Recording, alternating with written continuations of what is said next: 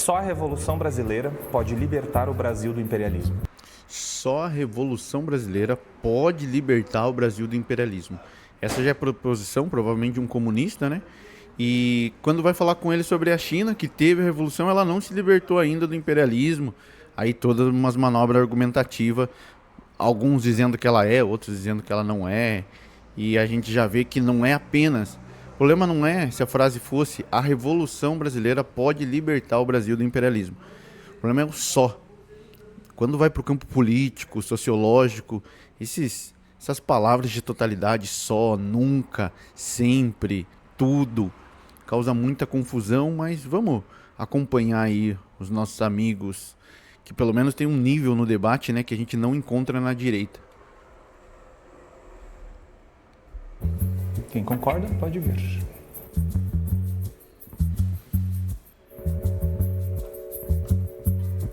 Veja, o Brasil é um país de capitalismo dependente, né? O sistema imperialista global, ele é dividido em países dependentes, subordinados e países dominantes. O que a gente vê na história da América Latina é que toda experiência de tentativa de garantir soberania de fato para os países latino-americanos que não passa por uma ruptura revolucionária é brutalmente interrompida Brutalmente interrompida? a partir de golpes de Estado, fomento de desestabilização econômica, grupos de extrema-direita, paramilitares e por aí vai.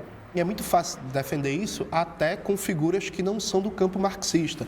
Por exemplo, Darcy Ribeiro, que não era um marxista, embora tivesse um bom diálogo com o marxismo, no seu principal livro, O Povo Brasileiro. Então ele vai comentar um cara que não defendia a revolução, que só a revolução, já que o cara não era marxista, para embasar o movimento, né, uma narrativa ali, uma afirmação de que só a revolução. Ele fala no prefácio do livro que não é difícil imaginar um reformismo democrático que resolva os problemas do país. Mas na história brasileira, toda vez que tivemos um governo nacionalista e reformista, esse governo foi brutalmente sufocado e reprimido. Outra figura muito importante do campo reformista brasileiro, o Leonel Brizola, falava inclusive da necessidade de uma pimenta revolucionária na social-democracia brasileira, considerando que o Brasil é um país da periferia do sistema capitalista. Então a gente pode elencar diversos exemplos de países latino-americanos que tentaram adotar medidas de democratização dos recursos naturais, de melhora das condições de vida da classe trabalhadora, de aumentar seus graus de soberania, e que a resposta foi a mais brutal violência e reação da classe dominante interna e do imperialismo. Recentemente, a gente viu um golpe Brutal umas 3, 4 vezes, né? de Estado na Bolívia em 2019, que tinha como um dos objetivos principais acabar com a política nacionalista de gestão do lítio, né? A Bolívia é um dos países mais ricos do mundo e lítio, que é fundamental na quarta revolução industrial. Aqui mesmo no Brasil, a descoberta do pré-sal ensejou a reativação da quarta frota dos Estados Unidos em golpe de Estado de 2016, a Lava Jato, evidentemente não foi só isso, mas é um dos exemplos. Inclusive, o governo Dilma nem era sequer um governo reformista. Então, na América Latina, nossas veias abertas estão sangrando. A gente só consegue pensar uma libertação do nosso país, um controle realmente popular das riquezas naturais do Brasil, uma verdadeira soberania do nosso país, se a gente consegue romper com o imperialismo. Romper com o imperialismo significa fazer uma revolução brasileira, dado que em nosso país, em toda a América Latina, como disse a grande Vânia Bambirra, as classes dominantes internas são classes dominantes dominadas. Elas dominam a classe trabalhadora, mas estão muito bem adaptadas a uma posição subordinada frente ao imperialismo estadunidense, formando um consórcio entre burguesia brasileira e grande capital estrangeiro. Então, me parece que está muito claro que imaginar uma emancipação do nosso país fora de um processo revolucionário é uma ilusão e acaba acontecendo cenas tragicômicas, né? Como o Ciro Gomes, em 2018, sendo vaiado na CNI porque defendia um projeto nacionalista e a burguesia não topou. Salve, galera! Então, né, cara, lindo ouvir o Jones falar, ele que traz muita base teórica, cita nomes aí que a gente que não é acadêmico e é meio chucro até, né, acaba, admirando, porque essa capacidade de você aglutinar, não sei se é o termo correto, mas informações como ele faz, é muito interessante. O problema, cara, a minha divergência com o Jones é no quesito que se refere à totalidade, é só a revolução. E digamos que seja mesmo só a revolução. Tem todo um processo que invalida os campos de esquerda, né? Ele chama o Lula de neoliberal, invalida todo um processo de quem não tem a revolução ainda, não tem condições, como que eles chamam? Materiais, né, para a revolução. Então são medidas, são avanços sociais mínimos que beneficiam a população. Lembrando, minha mãe tem uma casa do programa Minha Casa Minha Vida do começo, né, não dessa aberração que tem hoje, mostrando como isso é emancipador para o cidadão também, Jones.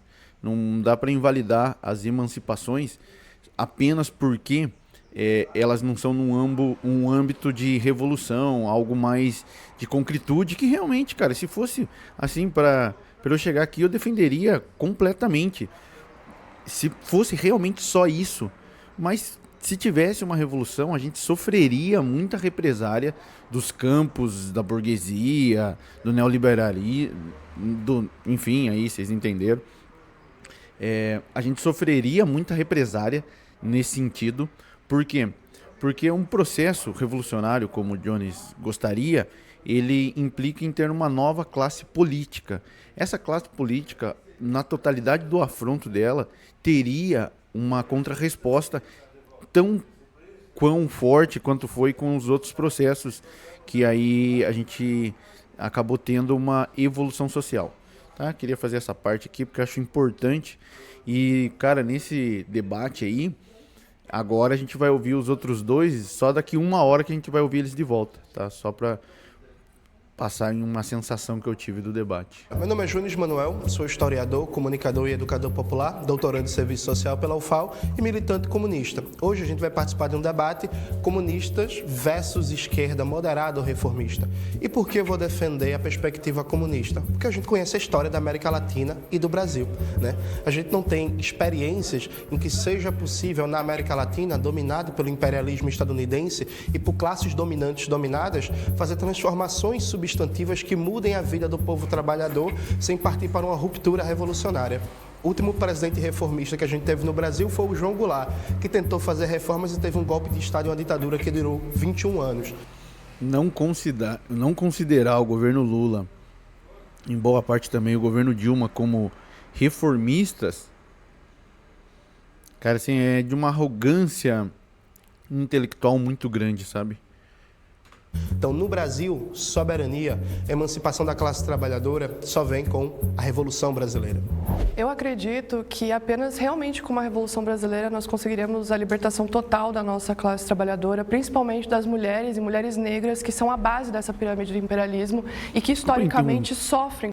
Desculpa interromper já no começo, só que assim, se a gente pegar países que passaram por esse processo de revolução, será que eles conquistaram isso que ela está falando? Porque ali eles estão falando, é só a revolução e já vai, como se viesse a revolução e já viesse. Não precisasse de briga política, de discussão política, de aperfeiçoamento, sofisticação do discurso para com a população. Vocês entendem?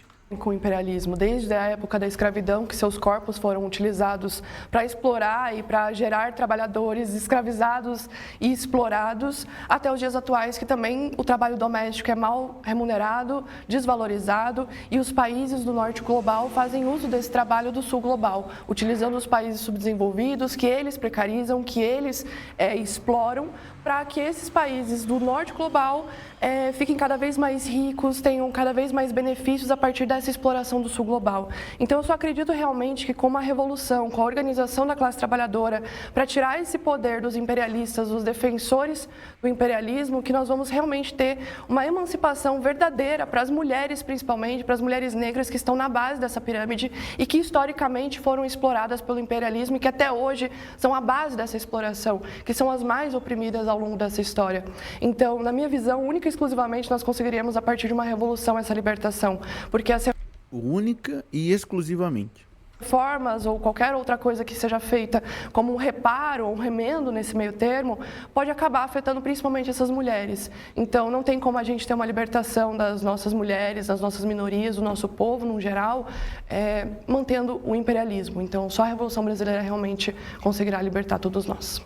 Meu nome é Amém. Caroline Sarday, eu tenho 28 anos, eu sou comunicadora, publicitária e criadora de conteúdo sobre história da mulher e direitos femininos, mas também sou militante feminista marxista. Sou feminista marxista porque eu acredito que nós precisamos ver os problemas pela raiz deles. Por conta disso, estou do lado da esquerda radical para encontrar sempre a raiz dos problemas, principalmente linkados à história das mulheres. E se nós queremos revolucionar a vida das mulheres, nós queremos uma libertação real, nós precisamos arrancar o problema pela raiz. Então, o meu ponto de divergência com a esquerda radical, né, é isso. Enquanto análise acadêmica, realmente, buscar a raiz, eu acho que tem uma validade profunda. Enquanto intelectual, né, em produção acadêmica, eu acho que é super válido e necessário, né, e esse é o caminho mesmo.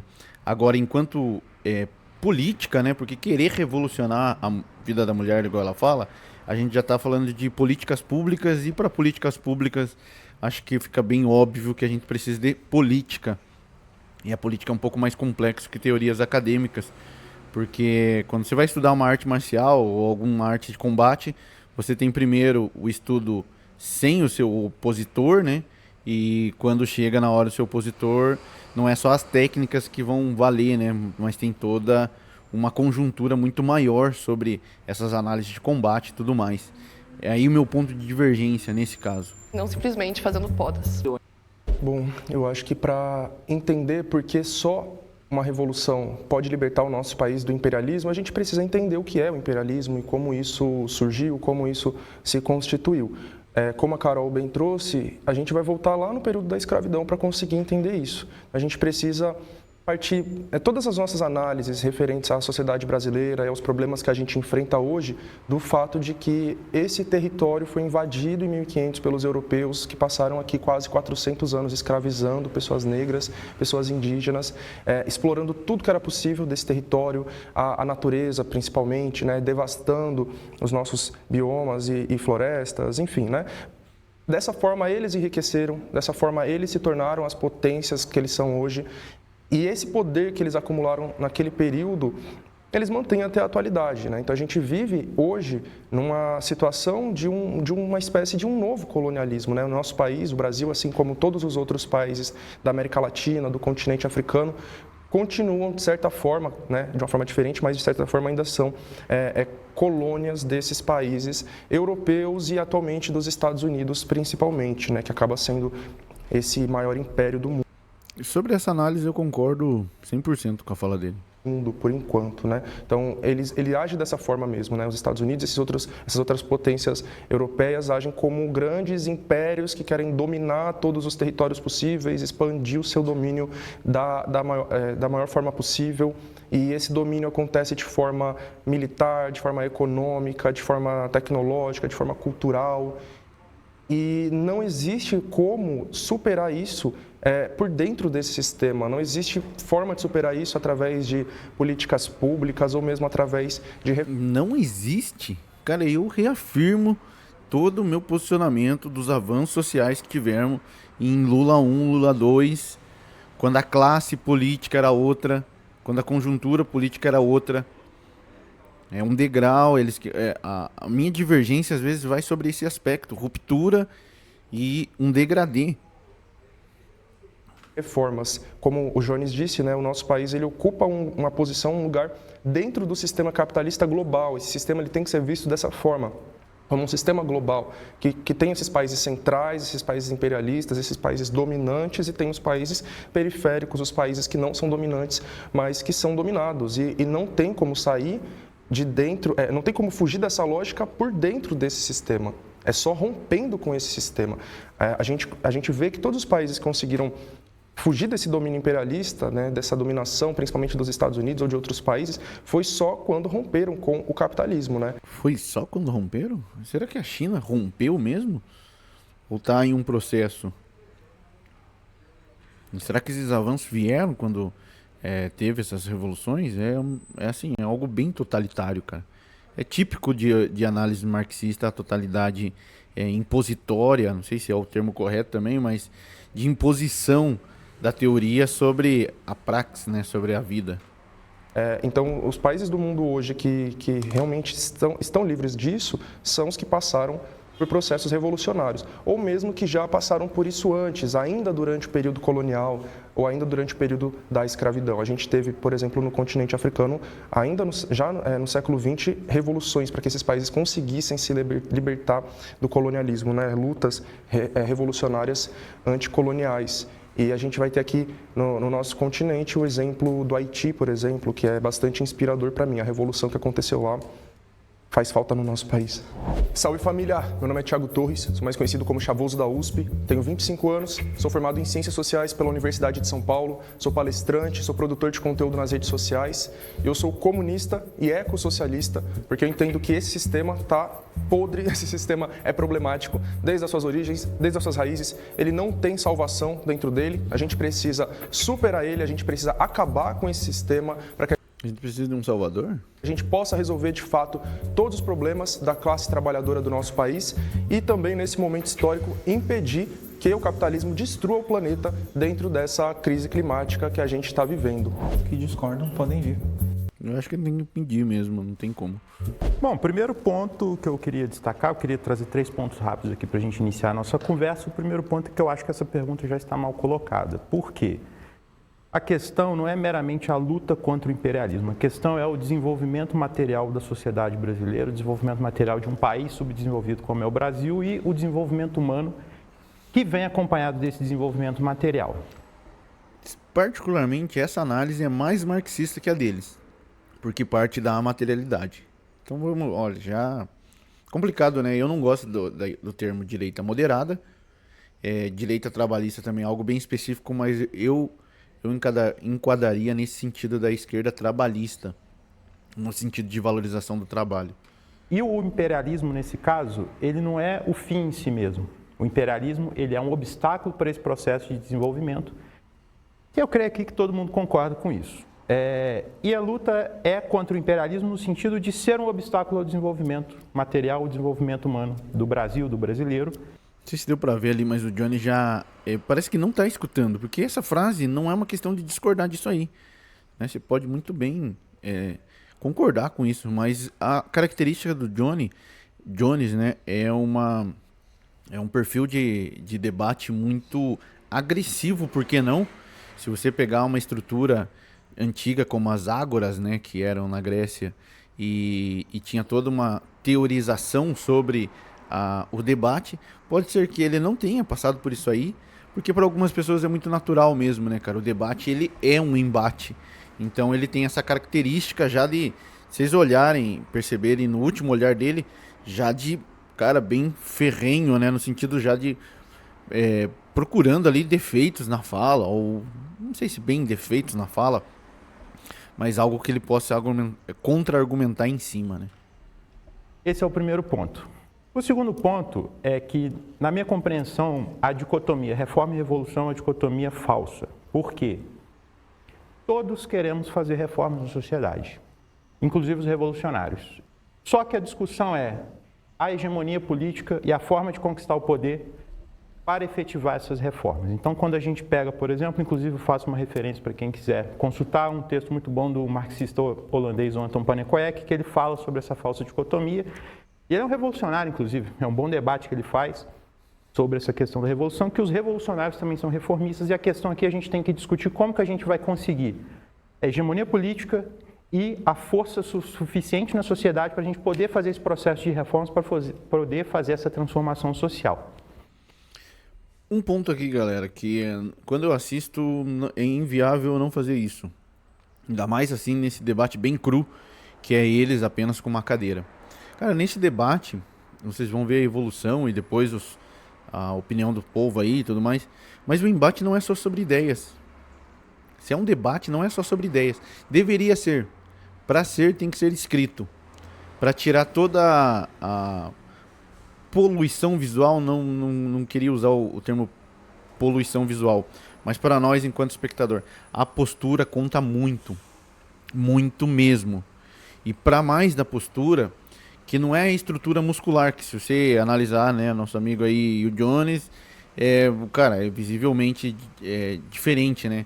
Mas para além dessa estrutura muscular, o que a gente precisa analisar é a estrutura de postura mesmo, sabe? E, cara, um detalhezinho que, assim, nessa parte, eu acho que compensa a gente analisar também para você ver como os debatedores se comportam nessa estrutura aí de debate, que é muito interessante. E um terceiro ponto que eu discuto aqui, e aí eu acho que talvez vai ser o ponto de maior controvérsia nesse nosso debate, nessa nossa conversa, que é o seguinte: quando a gente fala sobre reformas, quando a gente fala sobre revolução, de fato, há essa proposta de que a revolução é a superação dos nossos problemas. Na minha opinião, isso acaba sendo uma espécie de aposta no escuro, de salto no escuro, no sentido de que a revolução, no seu conteúdo posterior à revolução, é uma grande incógnita.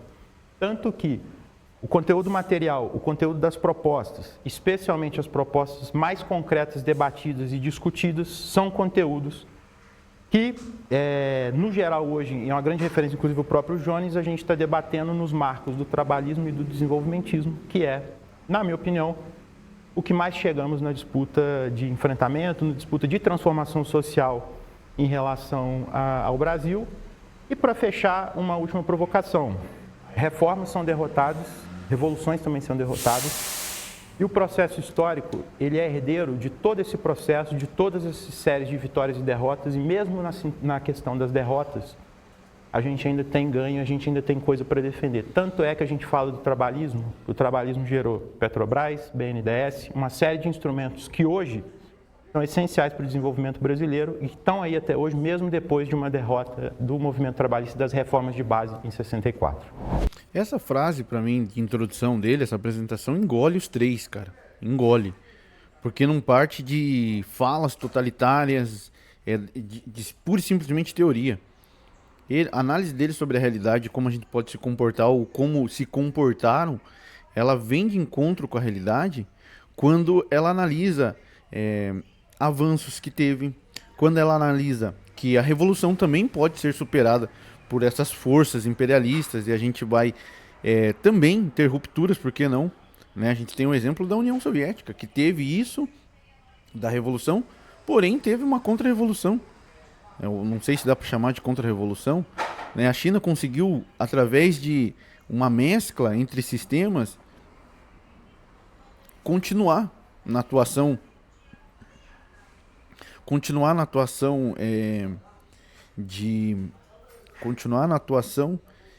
de centro, né? Não é nem centro, só de exercer de monopólio realmente do poder dentro da estrutura chinesa, nesse caso, né? Isso é muito interessante, como a análise dele encontra com a realidade, e a análise dos revolucionários é algo que parece que se impõe sobre a realidade, ou tenta se impor, né? Sempre um deveria ser, sem encarar a realidade, que são os agentes políticos, é a classe política, né? Acho que isso é muito importante na análise desse vídeo. Olá, sou Frederico Crepe, sou professor de filosofia, tenho um canal no YouTube onde eu faço análise política, onde eu faço análise econômica, falo um pouquinho de filosofia também. Eu sou militante trabalhista, da ideologia mais bem-sucedida da política brasileira e que mais transformou esse país, e vim aqui defender a perspectiva trabalhista. Eu concordo com grande parte das críticas que os comunistas fazem a respeito do sistema capitalista. Eu sou muito crítico ao sistema capitalista, eu entendo o processo de desigualdade, principalmente no contexto brasileiro, colonialista, que realmente a gente vive num capitalismo independente, a gente vive num mundo globalizado que não tem interesse no desenvolvimento dos países do sul global. Eu concordo com tudo isso. Meu problema é que falta materialidade num projeto socialista, porque eu não consigo ver num horizonte de onde vai vir essa revolução. Porque no século XX, a gente tinha uma hegemonia global entre socialismo e capitalismo, com a disputa entre Estados Unidos e União Soviética. A gente tinha revoluções explodindo por grande parte do mundo, em diversos países, e o Brasil ele não chegou próximo de fazer uma revolução socialista. Só quem acredita que a gente chegou perto de uma revolução socialista é direitista biruta que usa isso como justificativa para dizer por que a gente tinha que ter tido uma ditadura militar no Brasil. Então o Brasil, no meio da hegemonia, da disputa hegemônica, ele não teve capacidade de chegar nessa revolução. Então vocês querem que eu acredite que no século XXI, onde não existe mais hegemonia, ou melhor, não existe mais essa luta de hegemonia, porque hoje o grande bloco socialista é a China e a disputa deles com os Estados Unidos é uma disputa pelo mercado capitalista. A China está cagando para o socialismo nos outros países, eles estão preocupados apenas com os deles, eles não estão, como a União Soviética fazia, né, de apoiar reformas, de apoiar revoluções, como apoiou Cuba e etc. Então não tem materialidade, não tem nada que possa ser feito pelos socialistas para modificar a situação da classe brasileira hoje. Na verdade, tem uma coisa, eu entendo que o discurso revolucionário, ele é bom para ajudar no impulsionamento das reformas. Então, a gente pode utilizar o discurso de vocês para forçar as reformas que nós queremos. Então, daí é uma ferramenta, né?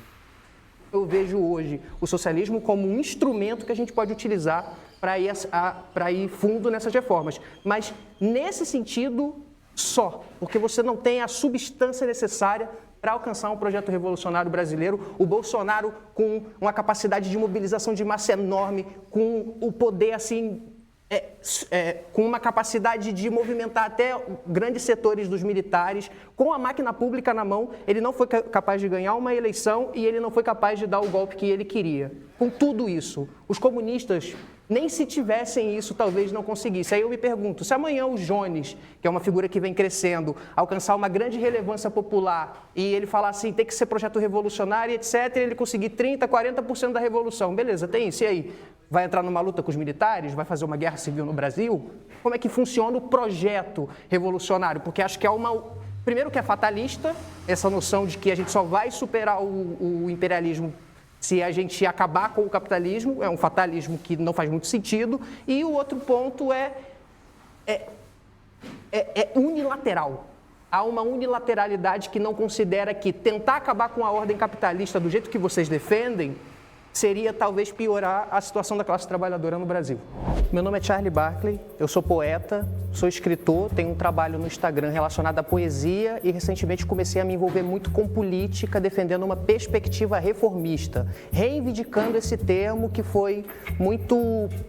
que se tornou pejorativo no decorrer dos tempos, principalmente por conta dos ataques comunistas às noções reformistas, só que eu entendo que no Brasil todos os direitos que os trabalhadores alcançaram foi devido às práticas reformistas e às transformações que aconteceu dentro da ordem do sistema capitalista. Então eu entendo que não deve haver uma ruptura completa e que a gente deve encontrar dentro do sistema os modos para fazer com que a nossa vida da classe trabalhadora sejam melhoradas nesse processo sem que haja um risco institucional que acabe piorando a vida de todos. E por isso eu entendo que o reformismo é o melhor caminho para a gente alcançar os nossos objetivos.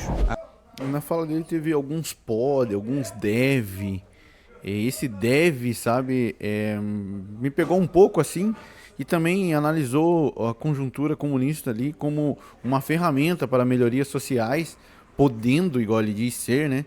Então, aí dá um pouco de munição também por outro lado, porque vai dizer assim, não, se a ferramenta sou eu, então é melhor eu investir na ferramenta, a nossa energia, né? Eu particularmente ainda não concordo que o comunismo seja essa ferramenta, sabe? Ou a revolução seja essa ferramenta. Não, gostei bastante dos pontos dos comunistas, como sempre eu concordo muito com a crítica, mas aí vem ao meu lado aqui da social-democracia, mais ligada ao trabalhismo, que é como postura importante, galera. Primeiro, essa introdução do Loconte, que é um cara que eu admiro e tenho muito apreço intelectual, inclusive, pelas falas dele. Esse começo dele não ajuda, velho. Justamente entender que a Revolução Brasileira é inviável, ao ponto que eu gosto de citar os 3 motivos de eu não ser marxista. O primeiro é justamente que eu não vejo que tem um contexto para uma revolução, não acho que tem materialidade. As revoluções, especialmente as marxistas, estão num contexto de guerra, num contexto de fome generalizada e insegurança social completa, ao ponto que se a gente vê a Rússia, a China, quando elas passaram por revolução, não existia CLT, não existia BNDES, não existia FGTS, nem nada do tipo.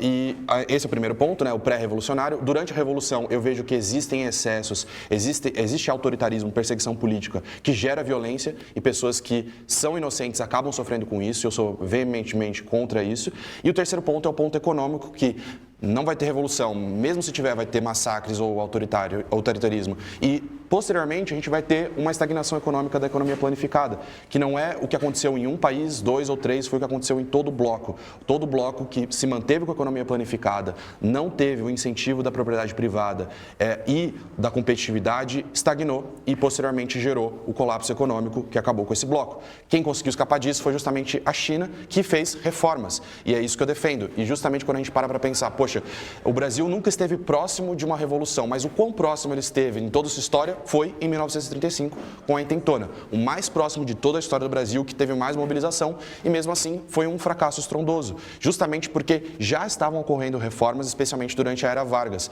Então, eu acho que a janela de oportunidade para uma revolução marxista se fechou. E eu, como um pragmático, acredito que a gente tem que aproveitar as janelas que a gente está inserido. E a janela que hoje a gente está inserido é a janela da soberania nacional via desenvolvimentismo, via reformas, aproveitando que os Estados Unidos está perdendo local na economia global e se inserindo nessa cadeia de produção ao lado da China, naturalmente não sendo subserviente da China, mas aproveitando desse momento histórico. Então, eu vejo todos esses problemas, eu entendo a crítica de vocês, acho até certo ponto bonita a ideia de revolução, mas não acho ela viável, não acho ela material, não acho ela possível. Então, por isso que justamente eu não me considero um marxista, além dos outros dois fatores, mas esse é o principal.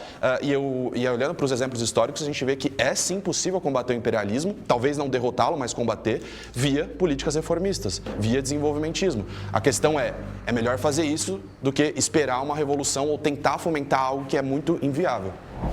Eu sou o Loconte, eu sou economista e analista político e defendo a visão de mundo do pragmatismo. Acho que ele não foi muito feliz nessa introdução dele, ficou um pouco afoito, mandou alguns DC, né, sobre a estagnação econômica, né?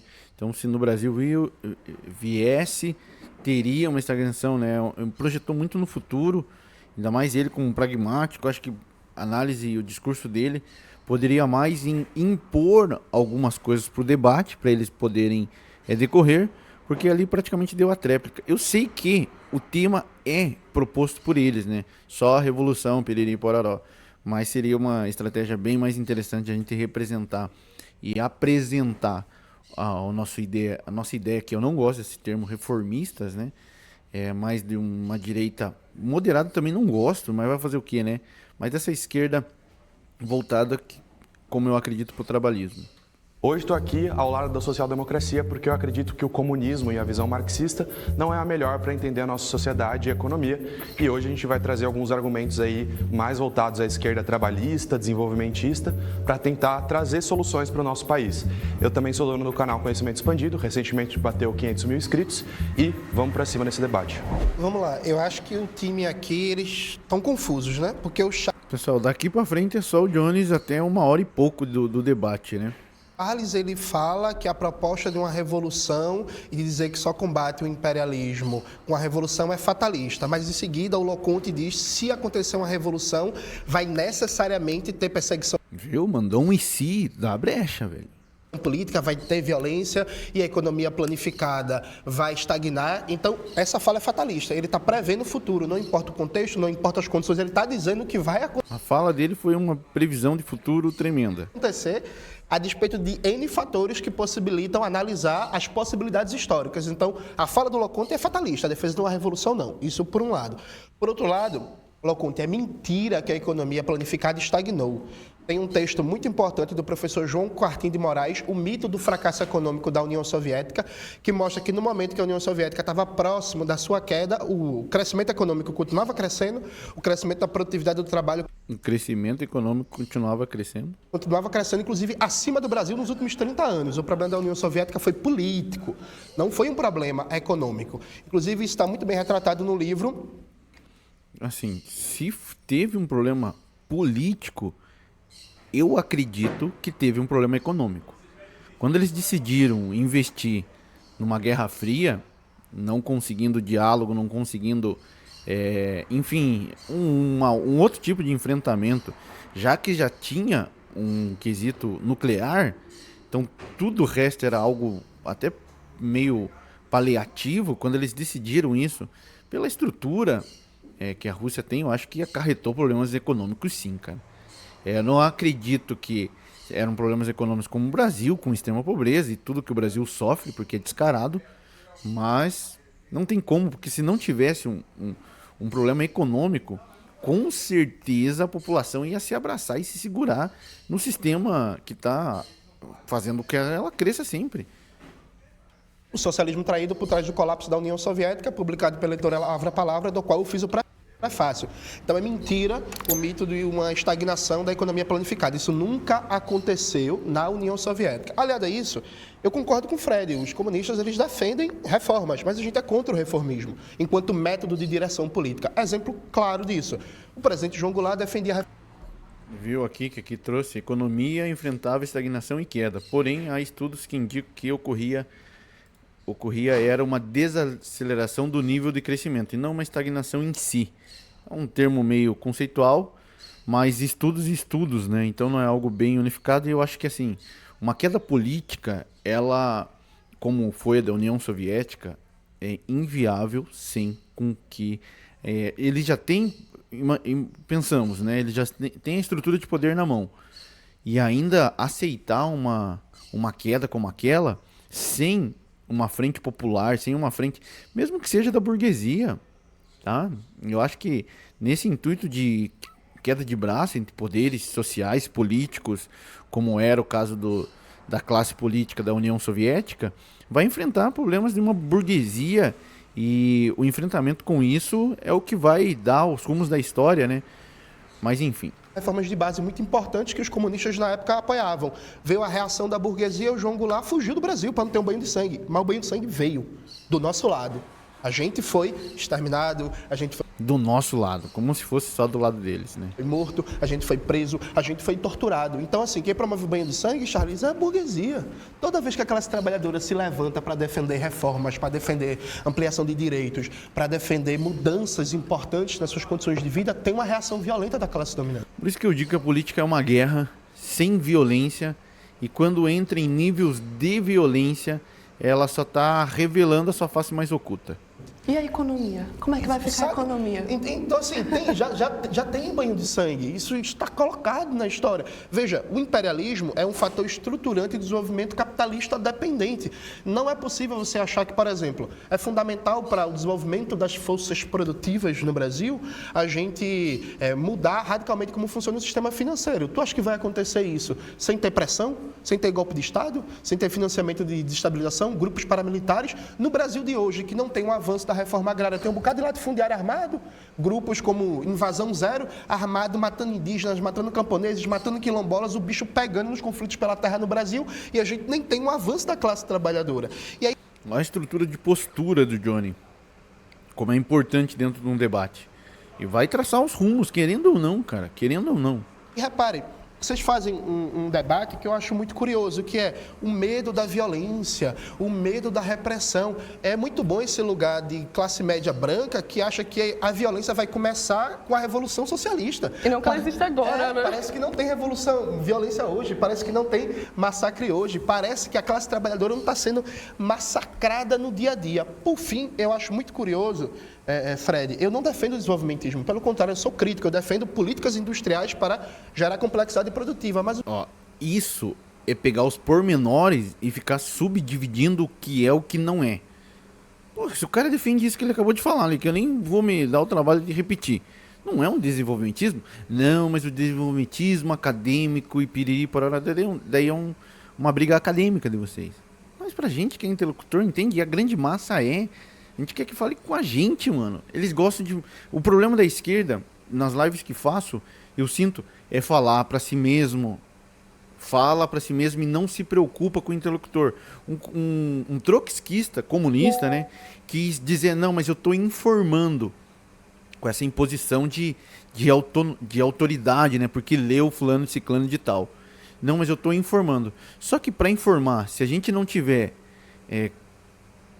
conceitos básicos bem definidos. Por exemplo, quando eu vou falar com um cara que é da direita, ou, né, enfim, eu vou falar o que é o comunismo, vai ter o comunismo acadêmico, mas vai ter o comunismo enquanto identidade também, certo? Porque a pessoa, ela se define comunista. Ela não vai passar pelos processos acadêmicos que o comunismo exige. Aí ela vai falar que a China não é. Então o trotskista vai olhar para a China, vai dizer que não é comunista, enquanto a pessoa, comunismo para ela é o Lula. Então não tem informação quando tem essa poluição entre definições. Sabe? E aí esse negócio do, eu não sou desenvolvimentista, o que eu defendo são políticas industriais de desenvolvimento. Me desculpa. O que é o desenvolvimentismo? O desenvolvimentismo é uma ideia ingênua que acha que a gente não consegue aplicar políticas industriais porque a gente tem um marco teórico de leitura errada e não considera o caráter de classe do Estado. Veja, o problema não é falta de ideia boa. Se o problema fosse ter ideia boa, o Ciro Gomes estava eleito, né? E não está. O problema é luta de classes. O Ciro Gomes não está eleito por estrutura de classe política, por estrutura de polarização, né? Pega aí o PT, a força do PT. Se o PDT tivesse essa força, o Ciro Gomes estava eleito, meu amigo. Não é sobre a teoria dele. Porque, vamos dizer, qual que daí seria a teoria do Lula? Acadêmica, isso que você está falando. Pelo amor de Deus, mano. O problema é enfrentamento. Tanto é assim, como eu citei na minha fala de abertura, o Ciro Gomes foi lá para a Fiesp defender um Programa Nacional de Desenvolvimento, a burguesia vaiou ele. Porque... Isso é um ataque ao trabalhismo. Ele está fugindo de um ataque ao Lula, porque ali todos condenariam, né, o Lula. E a diferença dessa galera aí do Jones... essa da galera radical e da galera moderada no ataque ao Lula é basicamente a mesma coisa, sabe? Eu acredito muito assim que se você falasse do Lula ali, eles já vão começar muitos passariam pro lado dos radicais, mas não é diferente do que o Jones está fazendo com o Ciro Gomes. Já um ataque direto à personalidade do Ciro para então atacar também a ideia. Não tem nada a ver, velho. Não tem nada a ver. Primeiro que a eleição, ele tá falando que o Ciro Gomes não foi eleito por essa ideia. Se fosse assim, os comunistas estavam eleitos já, mano. Se fosse uma questão de ideia, de preposição, de análise acadêmica, de desenvolvimento acadêmico de ideias, né? A burguesia interna brasileira não quer. Então, todos os argumentos que vocês colocaram, inclusive, se contradizeram. Teve várias contradições entre vocês. Mais uma vez, o Charles falou de fatalismo. O Krepp abriu a fala dele dizendo que a gente precisa superar o subdesenvolvimento. Superação do subdesenvolvimento é a industrialização. Perfeito? Não só isso. Você pode ler isso como um fatalismo também. Então, que fatalismo é esse? Que eu queria só Você pode ler isso de várias maneiras, né? um comentário rápido. Eu acho que esse ponto da violência é um ponto que vai entrar no terceiro bloco. Eu acho que a gente pode expandir isso melhor lá. Beleza. Porque eu acho que o ponto aqui é a questão do desenvolvimento. Primeira questão, o golpe de 64, ele não atacou... A violência não foi exclusiva contra os comunistas. Os primeiros a serem expurgados das Forças Armadas foram os militares nacionalistas. O trabalhismo tinha um conteúdo de classe, sim, naquela época, e as reformas de base foram defendidas também pelos comunistas. Vamos ver. Após o golpe, os nacionalistas considerados não confiáveis. Então tá certo. Mas era Prestes, né?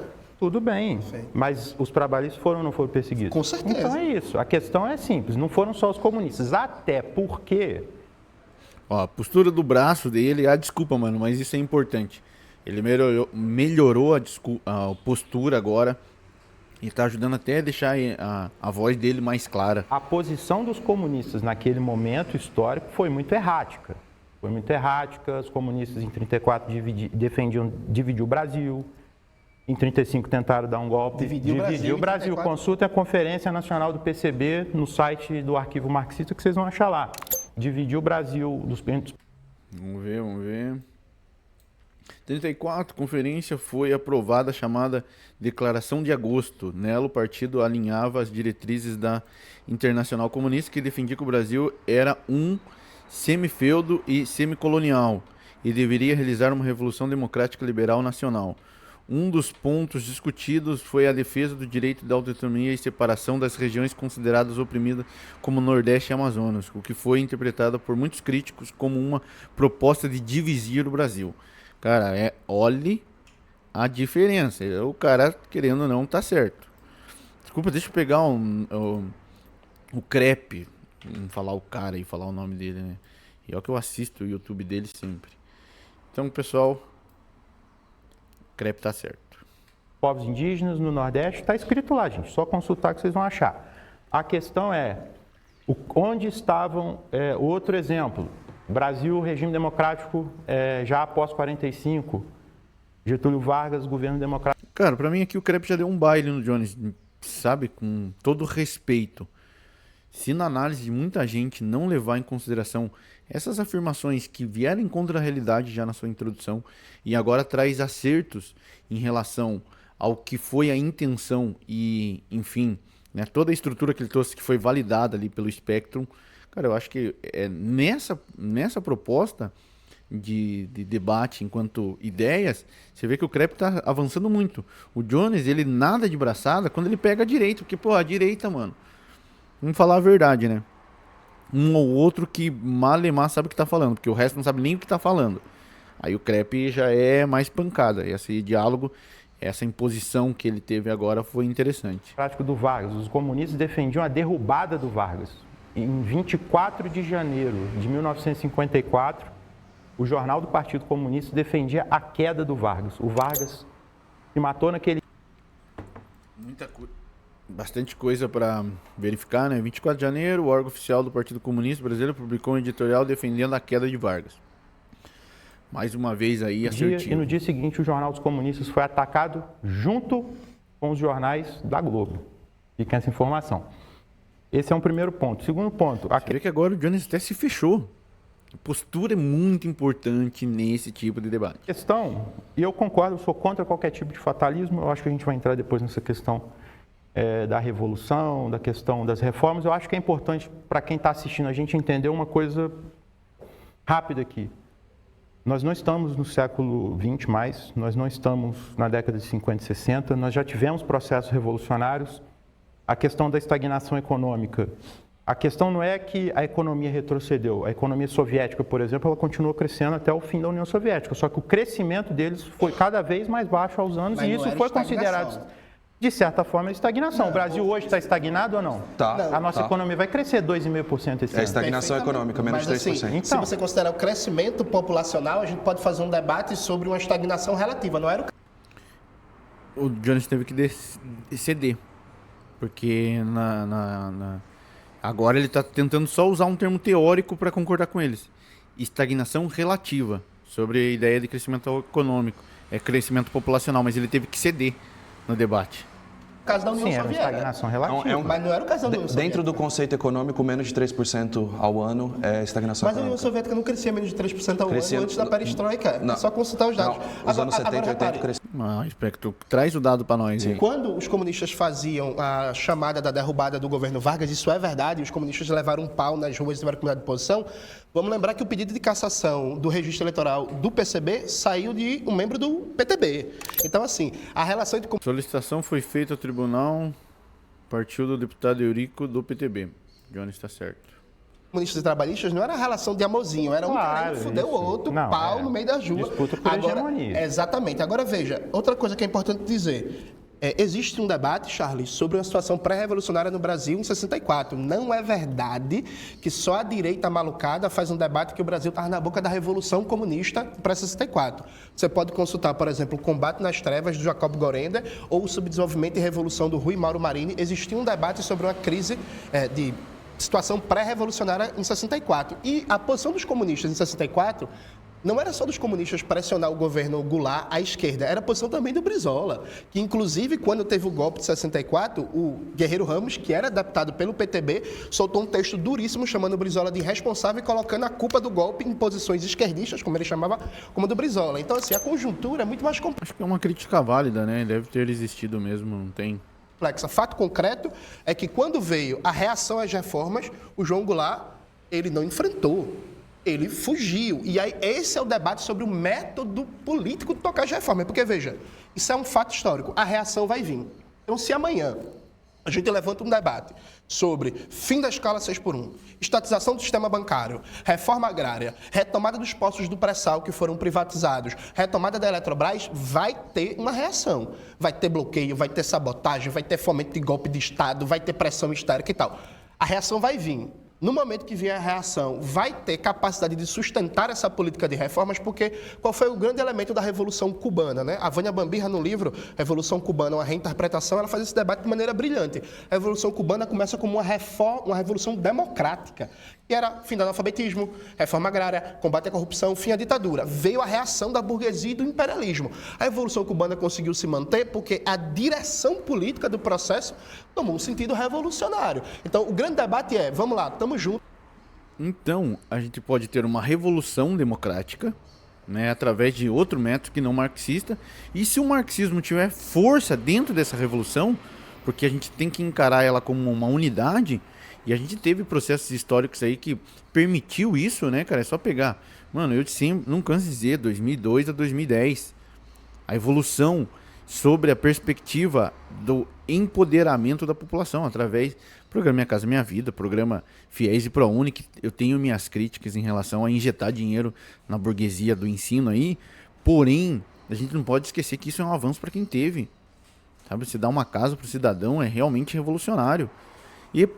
E a reação veio. E cadê a força política para encarar a nossa burguesia? Imagina uma burguesia internacional. Então é sobre esse processo e a gente sabe muito bem, cara.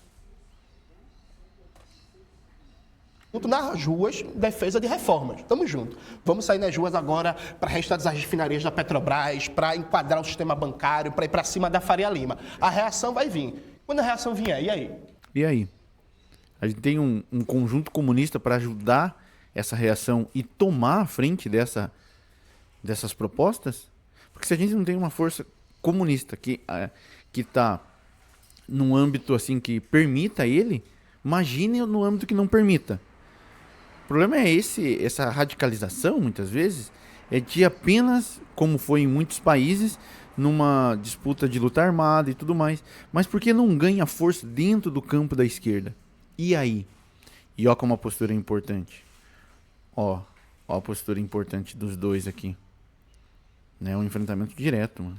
Não, mas aí calma aí, eu não vou ficar monopolizando muito tempo do meu grupo, não, mas eu só queria destacar que assim, você deu porque é só o Johnny, né? No caso, o exemplo da Revolução Cubana, aquilo foi uma necessidade por conta do contexto histórico da Guerra Fria, um país ali logo embaixo dos Estados Unidos. E além da necessidade, tinha uma força que se propôs a ser comunista, né, marxista, e nesse sentido. Pequeno, sem muita força política para enfrentar, força econômica também para enfrentar a reação dos Estados Unidos. Para a União Soviética. Exatamente. E a União Soviética ela abraçou a Revolução Cubana também, deu suporte num contexto de Guerra Fria. Hoje não existe União Soviética e é um fato, gente. A China não vai apoiar a Revolução. Cuba seria nacionalista se não fosse pela União Soviética. Fidel Castro era um grande nacionalista. Não, o contexto não pesou? Não foi... Eu acredito que sim, a forma que o Jones dá uma risada assim, eu acho que é bem no sentido de desmoralizar, né, cara? Eu não vi ninguém falando nenhuma palhaçada ali. Então, e Fidel, eu acredito que, mesmo que ele seja marxista, antes mesmo disso, ele era um grande nacionalista. E todo comunista ali deveria dizer, realmente, uma coisa não invalida a outra. Determinante. Hoje no Brasil a gente vai fazer... Fidel era nacionalista. A Revolução... Mas, ô Jones, Primeiro palavrão, completamente desnecessário. Dizer que não conhece, sabe, completamente desnecessário. E esse é um primeiro ataque ao Loconte, vocês vão ver outros ataques direto ao pensamento dele. A Revolução Cubana, ela resolveu o problema do imperialismo?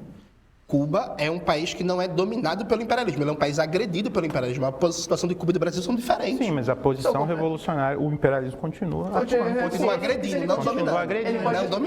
Não dominando. Mas de certa forma, agredir e impedir, por exemplo, o desenvolvimento econômico de Cuba é, em alguma medida, dominar eles. Não, mas Sim, veja, claro Cuba é um país de 10 milhões de habitantes pequeno. É claro que a capacidade de Cuba, em si, desenvolver suas forças produtivas numa situação de cerco é pequena. Agora, veja, liberdade tem seu custo, né?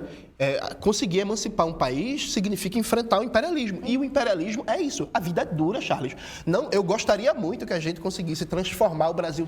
Então, se a liberdade tem seu custo, não é com a revolução que a gente vai conseguir isso aí. Existe mais. Acabou de ceder nesse sentido. Não é só a revolução, ou seja, a revolução vai vir, só que a vida é dura, então a revolução não vai causar... O que a nossa amiga ali, desculpe, não me foge o nome, mas o que ela falou para a mulher, já que vai ter agressão do outro lado, não é só a revolução. A revolução pode até agravar, inclusive. Norte a sul, resolver os problemas da classe trabalhadora, resolver a fome, resolver o problema da mobilidade urbana, sem ser tiro, porrada de bomba. Eu gostaria, mas a realidade latino-americana, a realidade brasileira não é essa. Repetindo mais uma vez, João Goulart vai lá, faz o comício da Central do Brasil, defende as reformas de base. Vem um golpe de Estado que dura 21 anos e a frota dos Estados Unidos estava estacionado aqui na costa brasileira, pronto para invadir se tivesse resistência. E aí? Eu só queria também só pedir um... Eu ia perguntar, na verdade, o que propõe, o que vocês propõem. Tipo, se a revolução não vai funcionar... O que propõe? Pega o governo Lula 2002, 2010. Aí a gente tem todo o embate político em cima do governo de Dilma, justamente eleita. Lembrando que Lula, ele coloca como a sua sucessora uma guerrilheira. Muito importante isso. Mas vamos ver aí. O que se propõe é lutar o que dá. Não ficar se acovardando muitas vezes dentro de uma segregação, de uma sigla disso, daquilo. Então, não sendo isso, eu não participo do que tem aí para fazer. O que vocês propõem? Aquilo que já melhorou o Brasil. Olha só. Tá bom agora? Melhorou? Mas tá melhor que antes. Mas não é contra a autoridade. Pior que tá, não fica, já diria o Tiririca, né? Ditadura Vargas? Não. Tiririca? Eu ouvi certo, minha filha. Essas ideias aí, mano. Estado Novo, vai voltar ao Estado Novo? Não. O governo Sadar, olha só, tem uma questão, que acho que vocês não estão considerando. A gente pode pensar que existe um risco, por exemplo, a gente defende reformas que são estruturais do capitalismo e isso não vai vir sem uma batalha contra a burguesia. Existe um risco, por exemplo, de um presidente que tome esse processo à frente, ele receba um golpe, a gente tem uma ditadura, tudo isso pode acontecer. Mas numa tentativa de projeto revolucionário, isso também pode acontecer. Não existe... Tem mais chance, na verdade. Inclusive tem mais chance, porque você vai tentar, porque olha só, Se a gente tá falando de um e se vem o projeto reformista e pode acontecer, a gente também pode ficar divagando aí sobre o futuro, né, do jeito que está acontecendo agora. Pois é, a gente tentar reforma dentro do sistema capitalista, onde a gente não vai envolver um problema, por exemplo, global. A nossa economia que está ligada com os Estados Unidos, principalmente, China e etc., União Europeia. Uma coisa é reforma. A reforma foi derrotada, mas a sustentabilidade do sistema capitalista, ela ainda garante, por exemplo, condições de projeto econômico, condições de reformas, até porque no próprio neoliberalismo a gente conseguiu o SUS. Né? E o teto de gastos? Tipo, de qualquer maneira vai ter ali. Sim, tem, mas não invalida o SUS, cara. Teve o teto de gastos, eles não concordam com o teto de gastos, mas não invalida o SUS. É igual ontem na live, quando falaram, mas qual os avanços que o Lula teve? Fala um avanço, programa Minha Casa Minha Vida, em sua introdução, e não veio essas contras lutas aí da reforma, e invalidou o fato da minha mãe ter a casa dela. E assim, não é sobre brigar por migalhas, porque isso não é uma migalha. Isso é um mínimo, é diferente. Não, mas tem que acabar com o teto de gastos. Mas o que eu estou dizendo é que se você utilizar... As reformas ainda tem o teto. O que eu estou dizendo é que você pode lutar pelas reformas contra a burguesia, por exemplo, mobilização popular, colocando gente à frente para poder... colocando, por exemplo, no executivo um presidente que não seja um entreguista, como o Lula, por exemplo. Já é o começo. Já colocando um cara desse na presidência, que não seja um neoliberal, um cara que efetivamente lute para a gente acabar com O próprio João Goulart. Não, beleza, mas isso é outro contexto. A Dilma, por exemplo, tomou um golpe neoliberal. Gente, a Dilma foi derrubada atendendo a agenda que o capital queria. É verdade. É mentira que a Dilma caiu porque ela estava fazendo reformas. Eu acho que todo mundo concorda aqui. Concordo. Dito então, isso, assim, Charles, uma dúvida. Os golpes Eu mesmo não concordo. militares na América Latina... Se ela caiu porque estava atendendo, teve algo que ainda tentaram, que queriam a mais. E não foi permitido.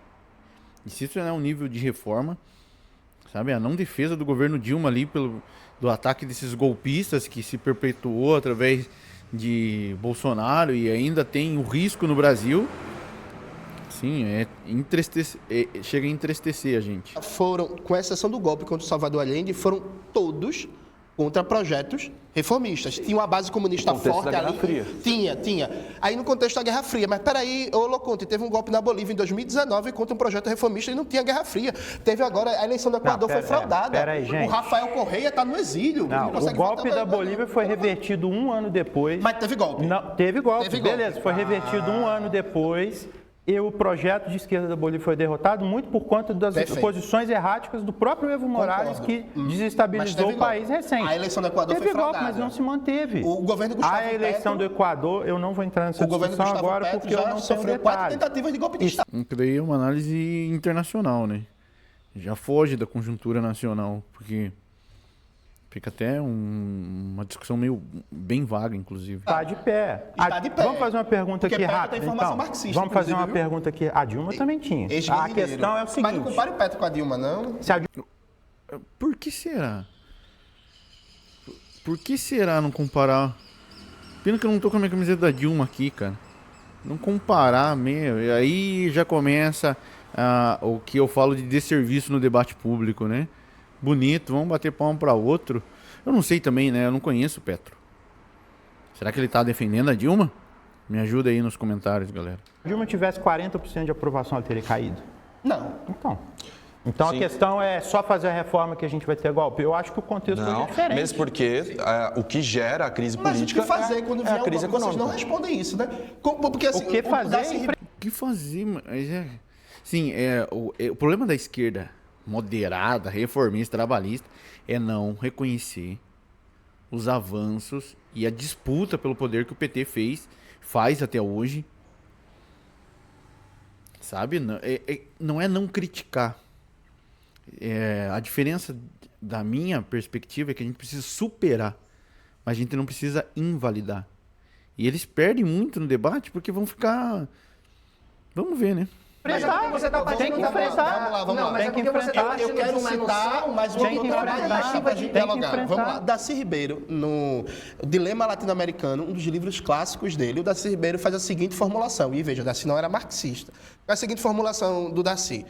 Projeto reformista na América Latina, para se sustentar, precisa ter como pressuposto métodos revolucionários, dado que o mais tênue reformismo popular e nacionalista na América Latina, a gente não está na França, a gente não está na Austrália, Voloconte, a gente não está na Holanda e tal. Quem falou de na outros América países não fui eu. Latina, Quem falou de outros países não foi o Loconte. projeto reformista para sustentar tem Acuse os outros daquilo que você faz. que ter método revolucionário. Isso é o Darcy dizendo, nos anos 70, inclusive. Não, maravilha, lindo. Então o Darcy vai discordar de você. Eu posso, e na verdade concordar com o Charles, né? Usar os projetos, os estudos de ferramenta do marxismo para um projeto de reforma. Foi isso que o Darcy falou. Pelo menos a minha interpretação sobre esse texto é isso. E mais contradiz o que você está dizendo do que essa direita aí trabalhista. Inclusive, frente à experiência da Revolução Nacionalista no Peru, do Velasco Alvarado, e a experiência no Chile. Historicamente, isso é verdade ou não? Só queria esquecer uma coisa aqui. O Johnny citou o Jacob Goethe. Esse é verdade ou não? Esse é um gancho, assim, do debate ali, que a gente vê, por exemplo, o Renato 38, sabe? Propõe alguma coisa, busca um sim da pessoa, porque dentro dessa configuração que ela coloca, para avançar a ideia dele no debate. Essa foi uma estratégia, né? Gorender Combate nas Trevas. O Gorender, ele faz uma análise, esse livro é muito bom, inclusive. Ele faz Eu uma acho análise...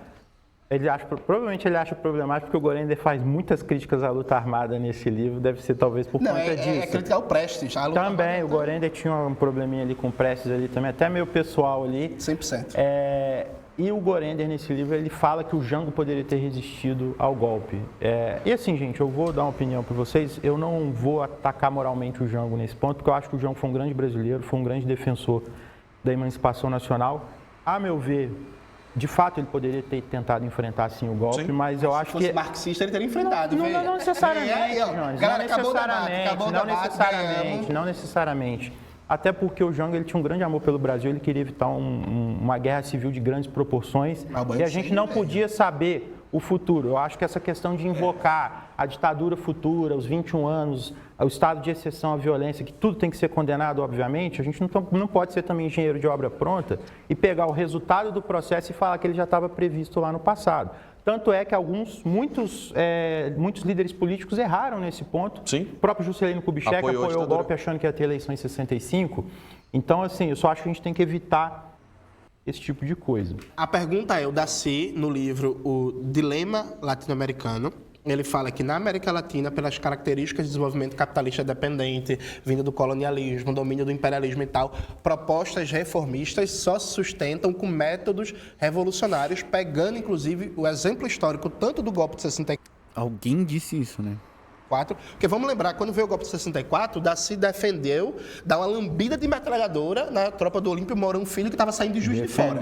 Né? Então Na ele cidade, queria inclusive, passar o cerol, correto. Então, assim, aí o Loconte vai dizer que isso E Darcy não era marxista, né? é autoritarismo. Vê que tristeza, Loconte. Não, Então, não. Se ele vai começasse, defender isso, não. se ele começasse a perseguir opositores depois que o regime comunista fosse estabelecido... mas perseguir golpista é perseguir opositor? Não, não. de Então forma pode alguma. perseguir golpista. Se for golpista, sim, porque não Pode, defende né? o Estado Pode democrático de matar direito. nazista e tal. Pode. Enfim, perfeito. Então, dito isso, o Daci está certo ou está errado? Quais que são esses métodos revolucionários para possibilitar a reforma? Métodos revolucionários, por exemplo, vem um golpe de Estado, Veio um golpe... Calma A pergunta é do Daci, reclama com ele, não discorda. Ó, como eles vão isolar o Loconte e vão discutir entre os dois. Isso aí. E a forma como eles estão sentados também propõe o Loconte deveria ter saído, deixado e depois se imposto de outra maneira no debate, né? O Jones está usando o Darcy. Crepe. Que Não, ano ele que tá... esse livro foi Calma. escrito? Esse livro foi lançado em 74, se não me Pois engano. é, Calma, gente, nós Crepe. estamos em 2025. Não, mas calma. Não, beleza. Não, Vocês reivindicam a carta testamento do Brizola, do Vargas, que foi de Deixa, calma. Não é argumento do Caio. Mas eu não reivindico o regime do Vargas no contexto Deixa eu falar. histórico. Não é contexto histórico, não é outro contexto histórico. Teve uma tentativa de golpe de Estado ano passado, ou retrasado. O que a gente fez? Não, mas peraí. Foi efetuado o golpe Mas de tu Estado? quer comparar uma quartelada bolsonarista que tinha como objetivo criar uma GLO para os militares tomarem o governo sem um apoio orgânico de amplos setores da classe dominante e com um movimento de baixo para cima? Porque, veja, não teve um golpe de Estado bem sucedido em 2023, dentre outras coisas, porque amplos setores da burguesia estavam com o governo Lula, como a Febraban, e não viam necessidade de um golpe de Estado. Outra Não tem isso, senão Dilma continuaria, porque também tinha amplos setores da burguesia que estavam com ela ali e óbvio, não foi por isso. Óbvio que não foi por isso que a gente não teve. Uma coisa bem diferente, a própria Febraban, que condenou o golpe, o bolsonarista do 8 de janeiro, se a gente tivesse um movimento de massas na rua defendendo a estatização do sistema bancário e enquadrar o sistema financeiro brasileiro, essa própria Febraban defenderia um golpe de Estado. E eu estou perguntando pela quinta vez para vocês, como é que a gente defende isso? Porque, repare, a burguesia, no mundo inteiro, mas particularmente na América Latina, ela não gosta de democracia e legalidade. Ela gosta de protocolo eleitoral, enquanto o protocolo eleitoral não interfere nos seus interesses. Num dia que a gente tiver, vamos imaginar, Frederico Crepe, presidente do Brasil, nacionalista, trabalhista, Jones vai ser desenvolvimentista, vice, tá? a porra toda. Aí ele começa a aplicar o projeto dele. Veja, vai dar uma semana, vai começar uma articulação golpista, tanto de baixo, com grupos paramilitares, com não sei o que, sabotagem. Não necessariamente. Não necessariamente, então vai ser, Loconte, Isso é fatalismo. então vai ser o primeiro caso na história da humanidade que a burguesia vai perder poder político, poder econômico, sem lutar por todos os meios necessários. Vai lutar, mas não necessariamente métodos golpistas. Mas é isso mesmo?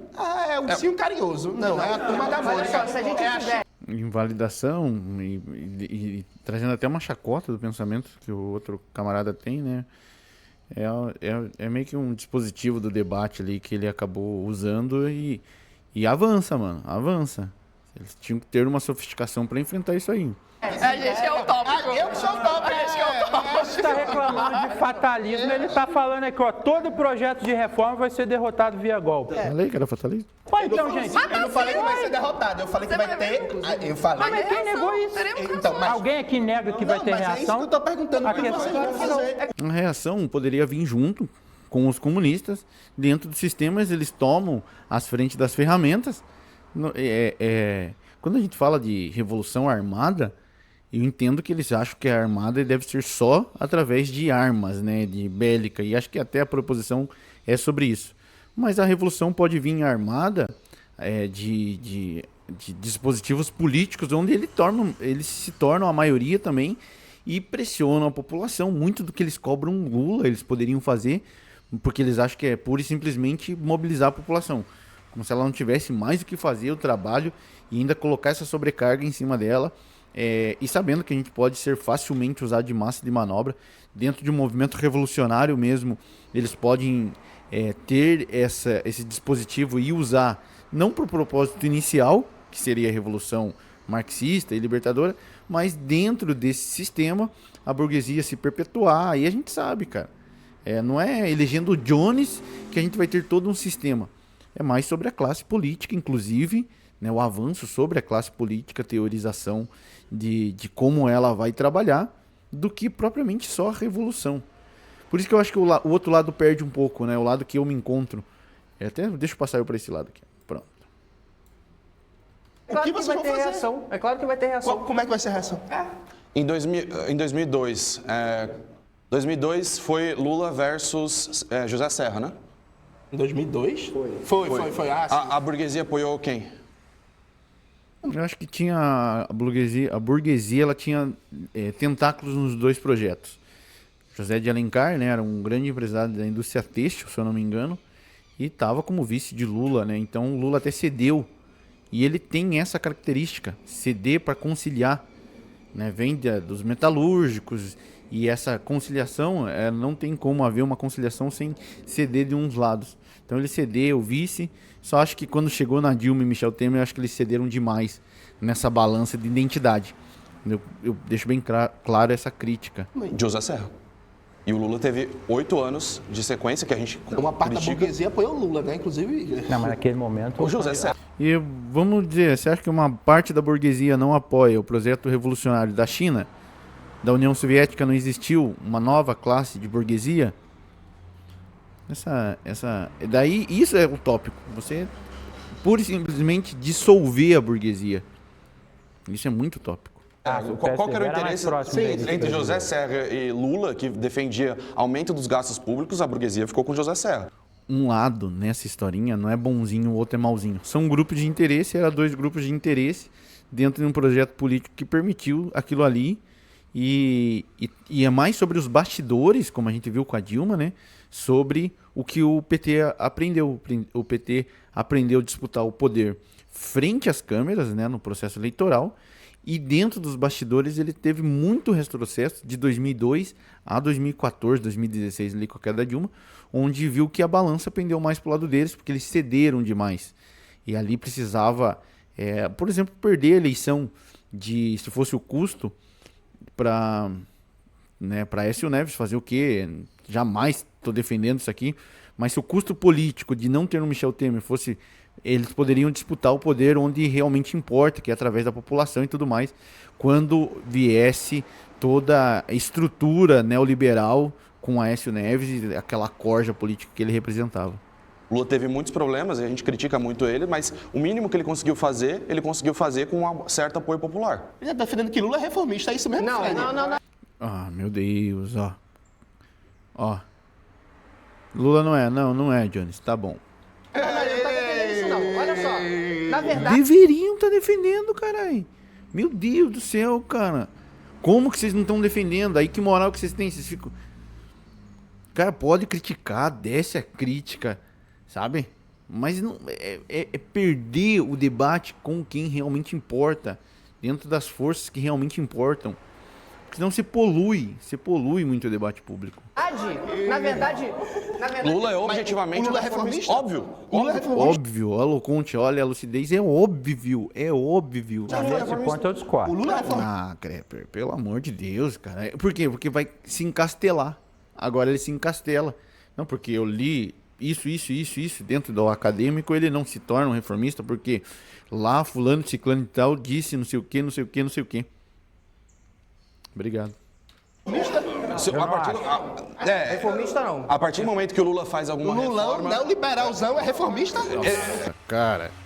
Olha a cara de psicopata ao mesmo tempo. E que surfa esse hype, né? De falar que Lula é um neoliberal. Faz sentido.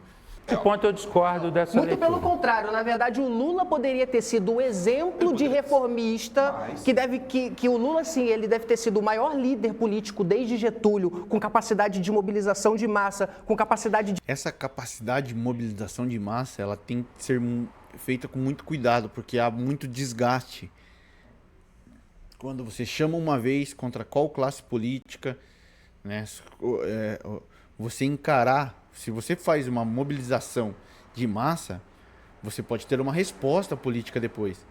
E a gente tem uma classe política para aguentar essa resposta. Cara, ele é só o presidente, não é ele com todo um poder estabelecido dentro do Congresso, do Senado. E a falta de governabilidade acontece o que aconteceu com a Dilma. Acho que ninguém quer um golpe dentro do que a gente tem, porque a gente vê o que acontece depois. De falar com o seu eleitor. Melhor que o Brizola? Não, eu tô falando no seguinte. Não, eu tô sentindo no. E claro que foi. Não é sobre ser melhor no quesito só da preposição, mas avançou politicamente no poder mais que ele. E daí isso é mérito do PT. Isso é mérito do PT. Então Lula, enquanto um representante dessa estrutura de poder que o PT, e provavelmente Lula somou nessa estrutura de poder. Então ali tem uma correlação, e isso é óbvio. E o grande admirador do Brizola que sou.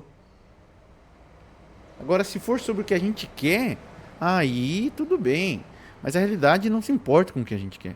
No sentido de mobilização de massa da esquerda. Fred, vem pro lado da gente, Não, vem tu pro tá lado da colocando, gente. tá colocando palavras na minha boca. Olha só, o que eu estou... Só porque eu falei que o muro estava abaixo ali nos bastidores. Deixa eu dizer. O Locunta é petista, é isso, meu irmão. Tá fechado. O que eu estou... De volta, desnecessário, esse vai ser um dos primeiros, acho que é o segundo ataque ao Loconte.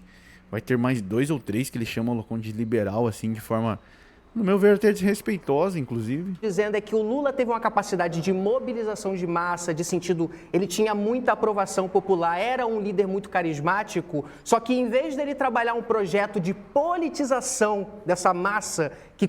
Ele trabalhou. Eu participei da Conferência Nacional de Juventude em 2006, se eu não me engano, 2005, 2006, 2007, ou até 2008, que eu estava talvez no 3º ano, e foi a única vez que eu viajei de avião.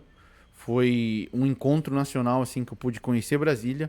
Se eu estou fazendo esse react aqui com vocês, me colocando à disposição do debate público, é graças a isso. Dizer que ele não colocou, às vezes é não conhecer um pouco também, né, cara? E tá tudo bem, assim. O mano ali até se propõe, né, a ser... se propõe primeiro como poeta, e ótimo, né, cara? Excelente. Punha a sua base eleitoral, ele despolitizou essa massa que ia ser Despolitizou? a mesma massa que no futuro ia derrubar Dilma Rousseff, porque o pobre que atingiu a classe média porque o Lula fez uma política de aumento real do salário mínimo, ele apoiou Que é reformista. Não, Reformista, não, não é. Aumento do salário mínimo. Aumento do salário mínimo não é uma reforma. Ai, cara... Não é reformista, não. Pelo amor de Deus. É isso mesmo, Fred. não. Aumenta o salário mínimo da reforma. Mas não importa só o que o Fred... É porque, assim, se o Fred é quem mais está concordando com ele, querer dialogar com quem mais está concordando com você é excelente, né? Perguntar, inclusive, para quem está concordando com você. Não. Deixa eu continuar. Meu Deus do céu. Não, Ô, deixa eu gente, continuar a linha de ó, e raciocínio. outra coisa, o Jones não tá deixando os dois falarem, não, ó. peraí, deixa eu- O Jones tá monopolizando, ó. Não tá deixando. Não, acho que não tá nem deixando... talvez não esteja deixando no sentido de sempre impor a oposição, não no sentido pejorativo de imposição, assim, aceitem, mas através de estruturas do debate que ele domina. Isso é uma realidade. Eu tô aqui, eu sou Não me democrata. interromperam. Deixa eu terminar a linha de meu time raciocínio. falar, Deixa eu gente, terminar a linha de falar. raciocínio. O Lula tinha a capacidade de mobilizar reformas, iria haver uma luta interna com a burguesia Como se não teve, ele não tinha. brasileira, mas com apoio popular lulista. Se o Lula fosse um Leonel Brizola da vida, a gente teria conseguido modificar radicalmente esse país, porque as condições econômicas... Mano, e isso como poeta é lindo. Se o Lula fosse, e se eu fosse milionário? E se eu ganhasse a Mega Sena? Quer dar conversa, solta essa no meio da roda dos amigos. Nossa, se eu ganhasse na Mega Sena, puxa, você vai ver meia hora de gente falando e se. A partir dos anos 2000 foram muito favoráveis para a reforma. Isso é A verdade. gente pegou o crescimento da Verdade. China, que tinha todas as possibilidades do mundo de industrializar o Brasil. Em vez da gente fazer isso, o Lula poderia ter feito isso via política monetária, quando o Banco Central ainda não estava... Não era autônomo. O Banco Central não era autônomo, ele ainda era... O governo ainda tinha ingerência direta no Banco Central. A gente poderia ter feito uma reforma monetária que pudesse fazer com que a taxa de juros diminuísse. A gente poderia ter industrializado o Brasil no período lulista, mesmo com a dificuldade que a burguesia colocaria. Porque você tem uma noção... A burguesia surfaria isso aí. Tá sobre construir um projeto e eles estão esquecendo a interferência norte-americana, estão esquecendo algumas coisas, né? Que assim, aí até você pular um pouco pro lado dos comunistas, mas veja isso aí. Aí a gente precisa categorizar a interferência que teve externa, não a burguesia interna. E essa burguesia, o interesse imperialista, que para mim sobrepõe o que é só a luta de classe, burguesia e proletariado, que para não desconfigurar na simplicidade, para não configurar uma simplicidade no debate, entender que teve interesses norte-americanos aqui com Lava Jato, destruindo a indústria de mecânica pesada. Teve isso. Isso que ele está pedindo, teve, mas é um processo. De que a gente não vai conseguir reformismo no Brasil, a gente não vai industrializar o país, porque a burguesia, ela não quer, como se a gente dependesse de burguesia para fazer isso. Não depende. Querendo ou não, depende. O poderio que eles têm econômico hoje dentro desse sistema, se você fala que não depende da burguesia, é porque são entidades dependentes. A gente depende do proletariado, da massa trabalhadora, a gente depende de uma classe política, a gente depende dos interesses da burguesia. Um comunista fala, né, o Elie Jabbour fala, se tivesse uma burguesia, uma classe burguesa no Brasil, de capital produtivo nacionalista, com interesse em investir na sociedade brasileira, mesmo ele apoiaria, mesmo ele sendo comunista. Mais materialista que isso, impossível. Capitalismo, cara, quem funda o capitalismo e quem desenvolve o capitalismo é Estado. A burguesia, ela só entra quando é para ganhar dinheiro com isso. Você acha que o Estado americano é fruto de burguesia? É claro que não, cara. O Estado americano, ele foi fruto das reformas, porque na verdade a burguesia americana, em grande medida, ela gostaria de manter, como o Thomas Jefferson queria, era a escravidão operante. Sim. E se a gente não tivesse um Alexander Hamilton para lutar contra essa classe burguesa escravista que tinha muito poder nos Estados Unidos, hoje o Brasil... Porque tinha uma outra classe política burguesa que queria a emancipação do ser humano, não simplesmente por ser bonzinho, mas porque ele era um potencial mercado consumidor. Então, dependendo do que eu produzia, se eu produzia bens de consumo, logo eu queria essa emancipação. Se eu produzo ali produtos manufaturados, agrícola, né, que depende... o meu lucro depende daquela mão de obra escravizada. Então, ainda assim é uma briga entre duas burguesias, e fazer essa análise é tirar um pouco o véu do bonzinho e malzinho da história. Os Estados Unidos provavelmente seria um Brasil do Norte agrário, um fazendão. Mas então, só um adendo nesse ponto para voltar para o Brasil. Agora você respondeu a pergunta ainda. Não, a questão é a seguinte.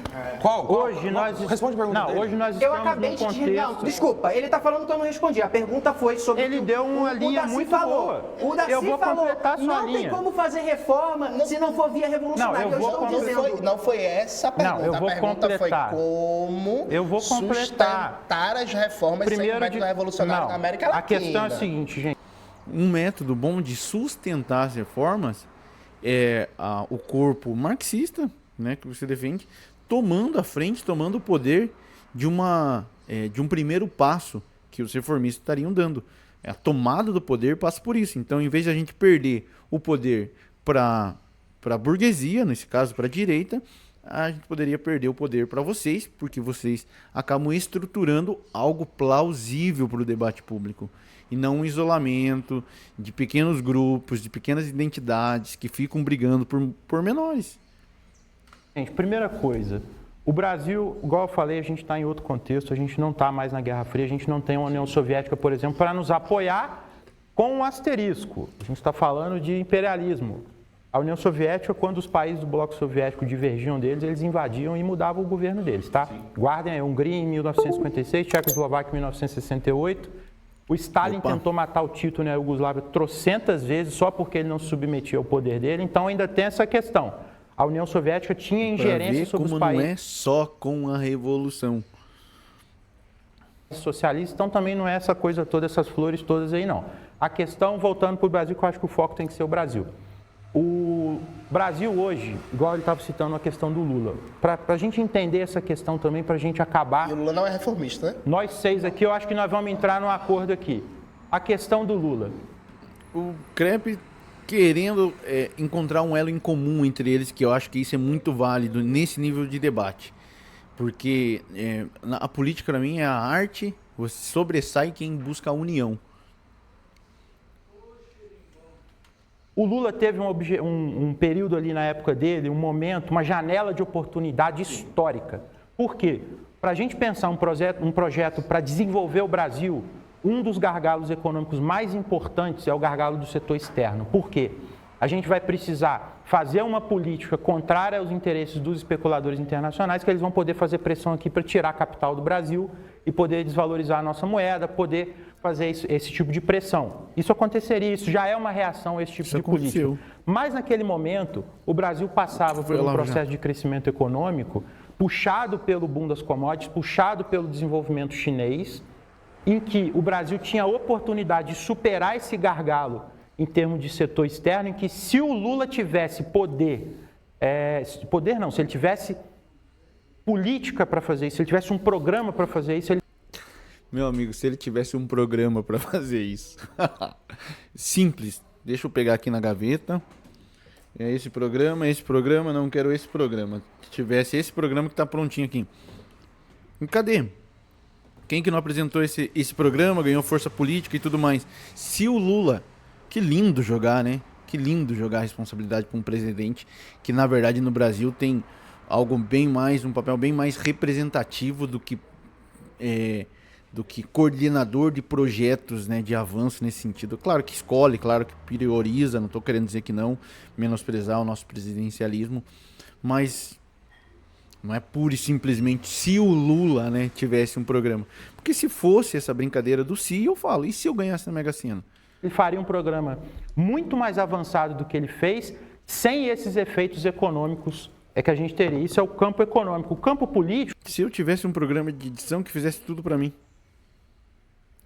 seria muito mais eficiente também, né? Se eu tivesse esse programa. A questão é usar as brechas que a gente tem dentro desse sistema democrático, que eu acho que todo mundo concorda aqui, que ele não é perfeito. Então a gente vai chegar e vai fazer uma série de reformas, vai chegar e vai mobilizar a sociedade para fazer uma série de reformas. O João, por exemplo, pede um exemplo. Ele cansa de dar o exemplo dele lá no canal dele, e que eu concordo, que é o caso do México, por exemplo, do Obrador agora. O Brasil poderia ter um presidente que ia todo dia de manhã dar entrevista, pautar o debate, pautar a sociedade inteira e todo mundo discutindo o projeto. Então a gente vai chegar aqui e vai falar, o Lula vai puxar um debate nacional e vai falar, nós vamos cortar esse Brasil com ferrovia. E nós... Se você pegar a TV Gov, né, ali você vê vários posicionamentos do Lula nas participações com evento e tudo mais, muito conteúdo em relação a isso, sempre propondo debate, sempre avançando no nível de debate. A política não é feita nas câmeras, é feita em bastidores. Para isso que o CREP está falando, precisa de uma força política gigantesca. Gigantesca. Nem em 2002, 2010 nós tivemos algo parecido em relação a isso. Vamos investir tanto e tanto e tanto e vamos cobrar de todo mundo, vamos mobilizar a sociedade para fazer isso. Esse tipo de mobilização é perfeitamente possível e não é feito porque nós não temos liderança para fazer esse tipo de coisa. Concordo, mas quando vier a reação... Porque... Então, se a gente não tem liderança, porque não é uma pessoa, é uma classe política. Se a gente não tem liderança para fazer isso, como que a gente vai fazer isso? Assim, a gente vai manter a mobilização. O exemplo do México é muito bom. Nesse momento, a Claudia Sheinbaum, que é ela tem 80% bem de aprovação. aprovada, um partido hegemônico nacionalmente, e neste momento, os Estados Unidos, a partir de uma política falsa, dizer que quer combater cartel de drogas, estão colocando cartéis mexicanos na lista de organizações terroristas, estão mobilizando forças militares para fazer uma pressão militar numa manobra de guerra psicológica. E não vai ter reação na Revolução? É claro que vai ter, mas esse é o ponto. Essa que é a pergunta, Fred. A questão é, na Revolução, você fez a Revolução... A pergunta não é essa, mas acabou se tornando, né? A questão é que não é só a revolução, a pergunta é sobre ser só a revolução.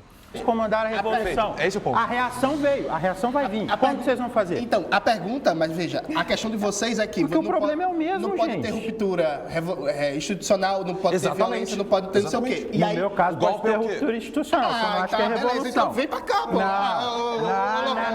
Galera, Olha lá.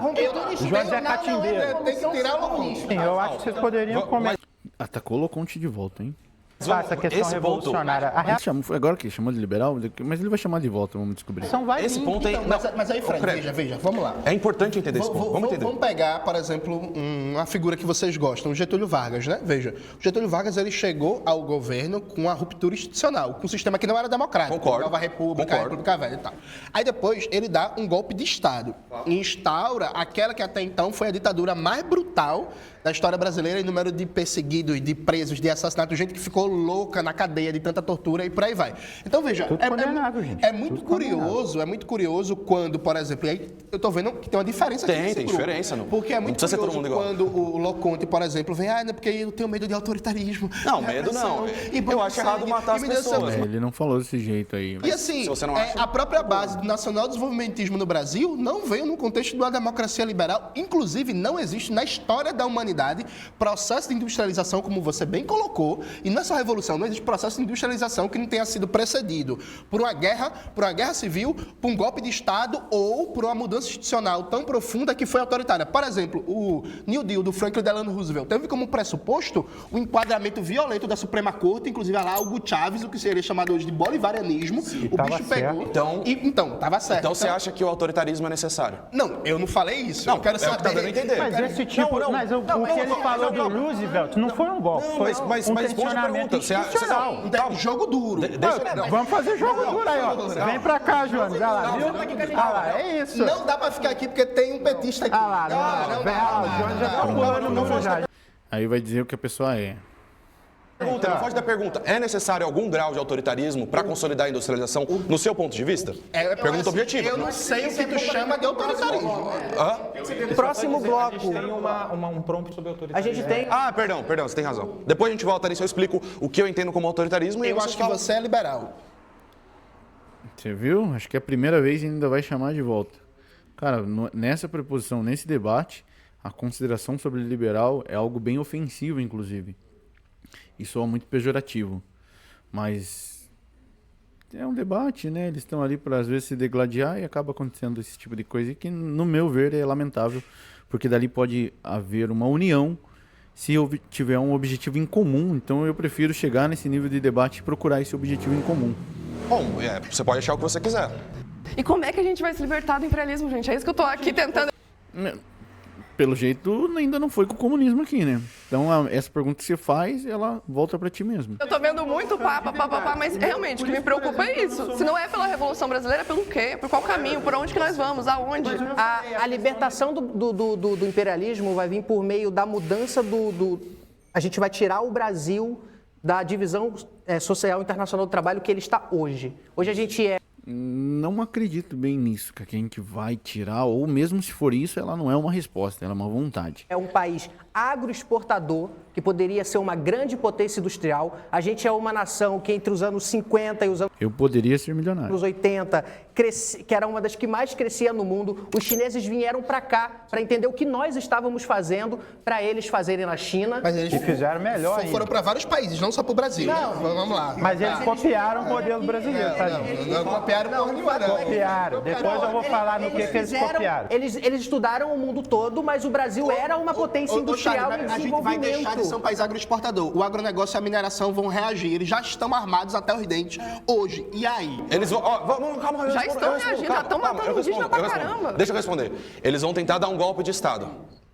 Não só. A mas gente também. tem que manter a institucionalidade. Como é que mantém? Com armas na mão, estilo Brizola, campeão da legalidade? Sim. E depois. Mas aí e pode. depois Pode. a Mas gente aí tá- pode prender golpista, matar golpista. Se ele tá guerra tentando- ele civil, tá- é Os isso, caras pode. querem derrubar o nosso projeto aprovado pela população. E meu Fred é autoritário. Deixa eu Fred é explicar. stalinista. Não, uma coisa de cada vez. Uma coisa. As ideias, ó. Uma coisa de As cada vez. ideias. Deixa eu explicar. Frederico Crepe Deixa eu explicar. stalinista, hein? Marxista-leninista aqui. Temos Se, Tá, todo mundo pra ele é o que ele já tá definindo, né? Cara, isso é um pouco típico do marxismo. Já rotular e dizer o que as pessoas é assim a partir do seu referencial. um debate justo aqui, até nesse enquadramento, ficaria um pouco óbvio, apesar que esse enquadramento que eu trouxe aqui está um pouco errado, mas enfim, era encontrar um eixo central, né, da definição entre o que é o radical e o que é ali o moderado, o trabalhista, a partir desse eixo radical, respeitar o posicionamento e a individualidade pelo que a pessoa se identifica, né? Acho que isso seria interessante. Por isso que eu falo que às vezes isso é uma falta de respeito que aconteceu agora, e eu vejo essa falta de respeito para com o Lula, principalmente. Analisar o governo, eu vou ter que ceder em muita parte, principalmente nesse governo, né? Mas quando ele fala do Lula em especial, eu fico assim, achando que é bem desrespeitoso, inclusive. Se esses golpistas estão atentando contra a democracia, eles merecem ser presos. Maravilha. Mortos. E depois... Não, mortos não. Não, mortos que não. Isso? Não, tá maluco? Mas se eles atirarem na gente, a gente não atira de volta. Isso é legítima defesa. Não, prendeu, Você conhece... Você está entrando em muito detalhe. Vamos entrar nesse detalhe. Conhece o conceito de crime de guerra? Conheço o conceito de crime de Maravilha. guerra. Então, na guerra, 2 soldados armados vão atirar um contra o outro. Mas assim, nem todo conflito político se configura necessariamente como uma guerra. Então, vamos dar um exemplo. Quem trouxe ele configurado como uma guerra foi o próprio Jones. Por exemplo, da Colômbia. Neste momento, na Colômbia... Acusou o Loconte de pegar países, né, outros países, e está trazendo o caso da Colômbia agora.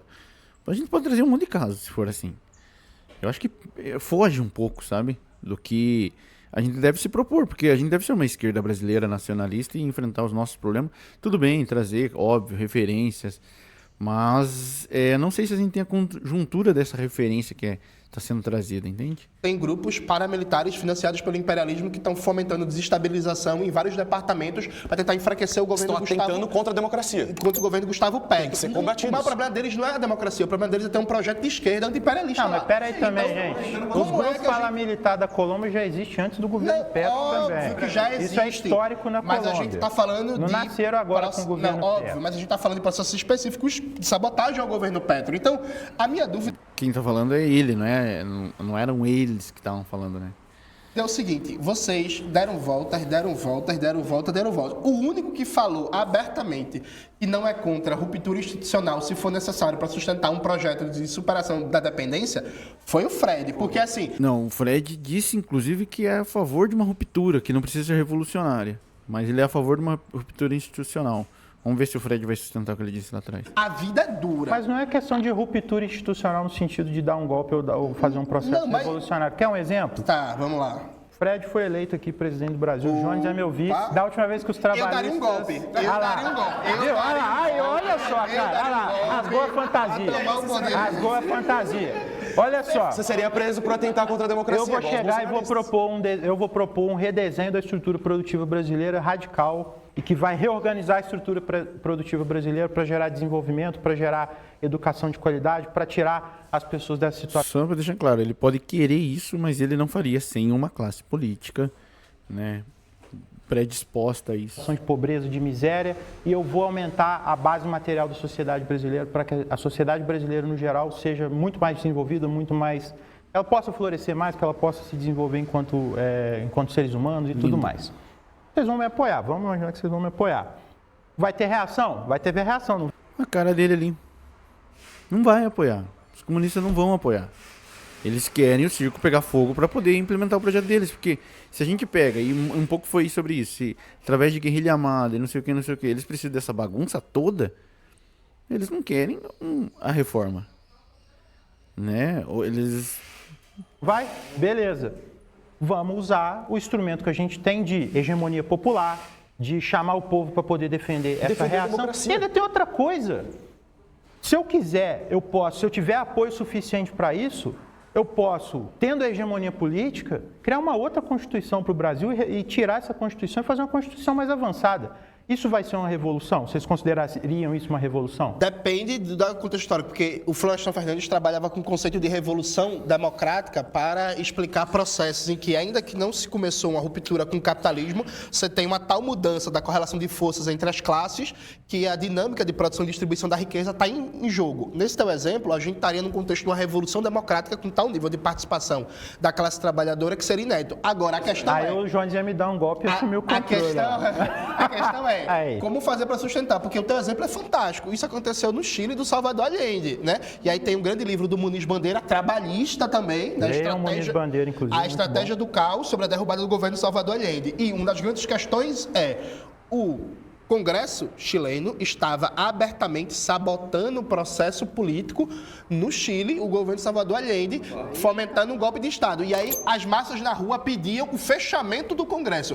Isso seria uma ruptura institucional com o sistema político que estava posto. O Allende não quis fazer isso. Veio um golpe de Estado feito por um general que era considerado até então um general legalista. A minha dúvida é, o Frederico Krepp, presidente, começa esse processo de reorganização da base produtiva do Brasil, superação da dependência, desenvolvimento do Sistema Nacional de Inovação, combate ao rentismo e tal. Tá até empolgado Vai falando, vir, olha, claro, eu fico empolgado. Eu fico empolgado com o enfrentamento às mazelas do 2030 aí, ó. mas A reforma empolga. vai vir a reação. Aí, a reação, até agora, é o seguinte. O Charles não sabe o que fazer, o Loconte vai soltar nota de repúdio pro STF. Eu vou defender a democracia. E o Krepp é o que tem um pouquinho de sangue no olho. Então, assim, tá muito difícil. Não, a gente tem opiniões divergentes, a gente não precisa se ter a mesma opinião. Não é, E o João não é vai me dar um culto, uma golpe. doutrina. O problema... Não, a questão aqui... Para enfrentar isso que ele falou, é com uma classe política. Não precisa nota de repúdio, e acho que o Ronde nem se propôs a isso.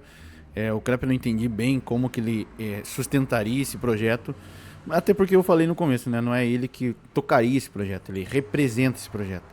Então é diferente. Então quando eles pedem assim, o Lula poderia. Se o Lula tocar esse projeto, ele cai, não demora muito. Não é reeleito, enfim, é sabotado. Agora, se ele representa esse projeto, não é dele, ele apenas representa.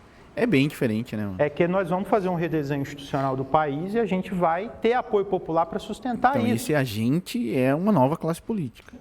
Gente, o que eu acho que o centro da discussão aqui nós não temos respostas prontas para o que vai acontecer e eu creio que vocês também não. E eu acho que a grande questão aqui a gente tem que pensar no objetivo que a gente quer, no desenho que a gente quer pensar para o futuro da sociedade, a gente tem que lutar por isso. Não é sobre ter uma resposta pronta, mas uma estratégia é sempre válida e defender ela também. Mas se não tem resposta pronta, por que a tua crítica à proposta revolucionária foi dizer que é uma espécie de proposta sem conteúdo, um salto no vazio? Um salto no escuro. Por que então, veja... Qual que é o conteúdo da Organização Econômica Comunista Futura no Brasil, da Revolução Brasileira? Então, do ponto de vista político, vocês não têm uma resposta pronta, tranquilo, para a sustentabilidade na história brasileira de um processo reformista que vá, na visão de vocês, gradualmente emancipando o país. Eu creio que há caminhos a serem explorados. Caminhos a serem explorados para uma caminhos proposta... que nem você discorda. Não, mas caminhos a serem explorados para uma proposta de economia planificada eu também tenho. Não, eu não defendo a economia planificada, isso é um outro debate. Agora, a questão, gente, de verdade, por exemplo, o caso do México. O governo do México acabou de passar uma reforma em que o judiciário do México está submetido ao poder popular. Tu é a favor dessa reforma, Loconte? Não estudei ainda a fundo. Eu acho que o Loconte é contra, porque ele é liberal. Terceira vez, né? Chamar o Loconte de liberal. E essa teoria do caos, né? Dentro do debate, ele necessita disso. Não, você pode supor várias coisas, eu mas eu não defendo estudei. que todos os ministros do STF têm que ser eleitos pelo voto popular. Depende, se no longo prazo... Tem outros exemplos de outros países? Não, eu acho que A Bolívia tem eleição direta para o judiciário. Pode ser interessante. só que a Bolívia também está Pode ser interessante. num processinho também que acabou de Bolívia, acontecer um problema. Você viu agora? É interessante também ter esse certo recuo, né? Cara, isso eu não estudei. Isso eu ainda não tenho uma opinião formada. Porque se a gente se propõe um coletivo, acho que existem segmentações e eu posso configurar, assim, confiar dentro de uma organização que alguém traga realmente, por exemplo, o Krepp trazer, nesse sentido. Eu acho que a confiança entre membros de uma esquerda dentro de cada grupo de conhecimento é o que construiria uma unidade. O que fica ali é essa falta de confiança. Fica meio que se degladiando entre si mesmo.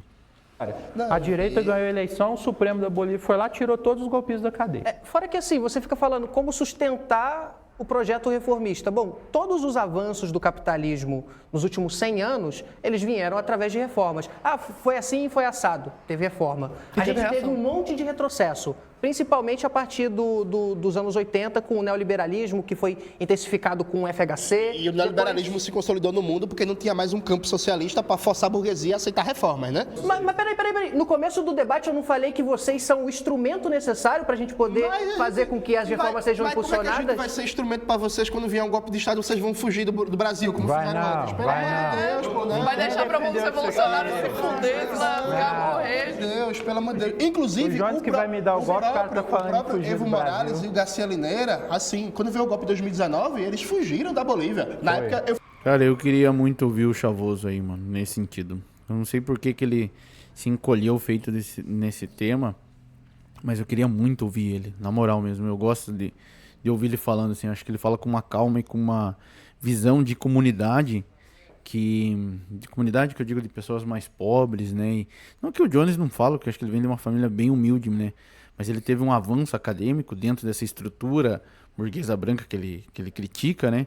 Que permitiu ele, através do seu tipo de atitude, tomar essa preposição, essa liderança, né?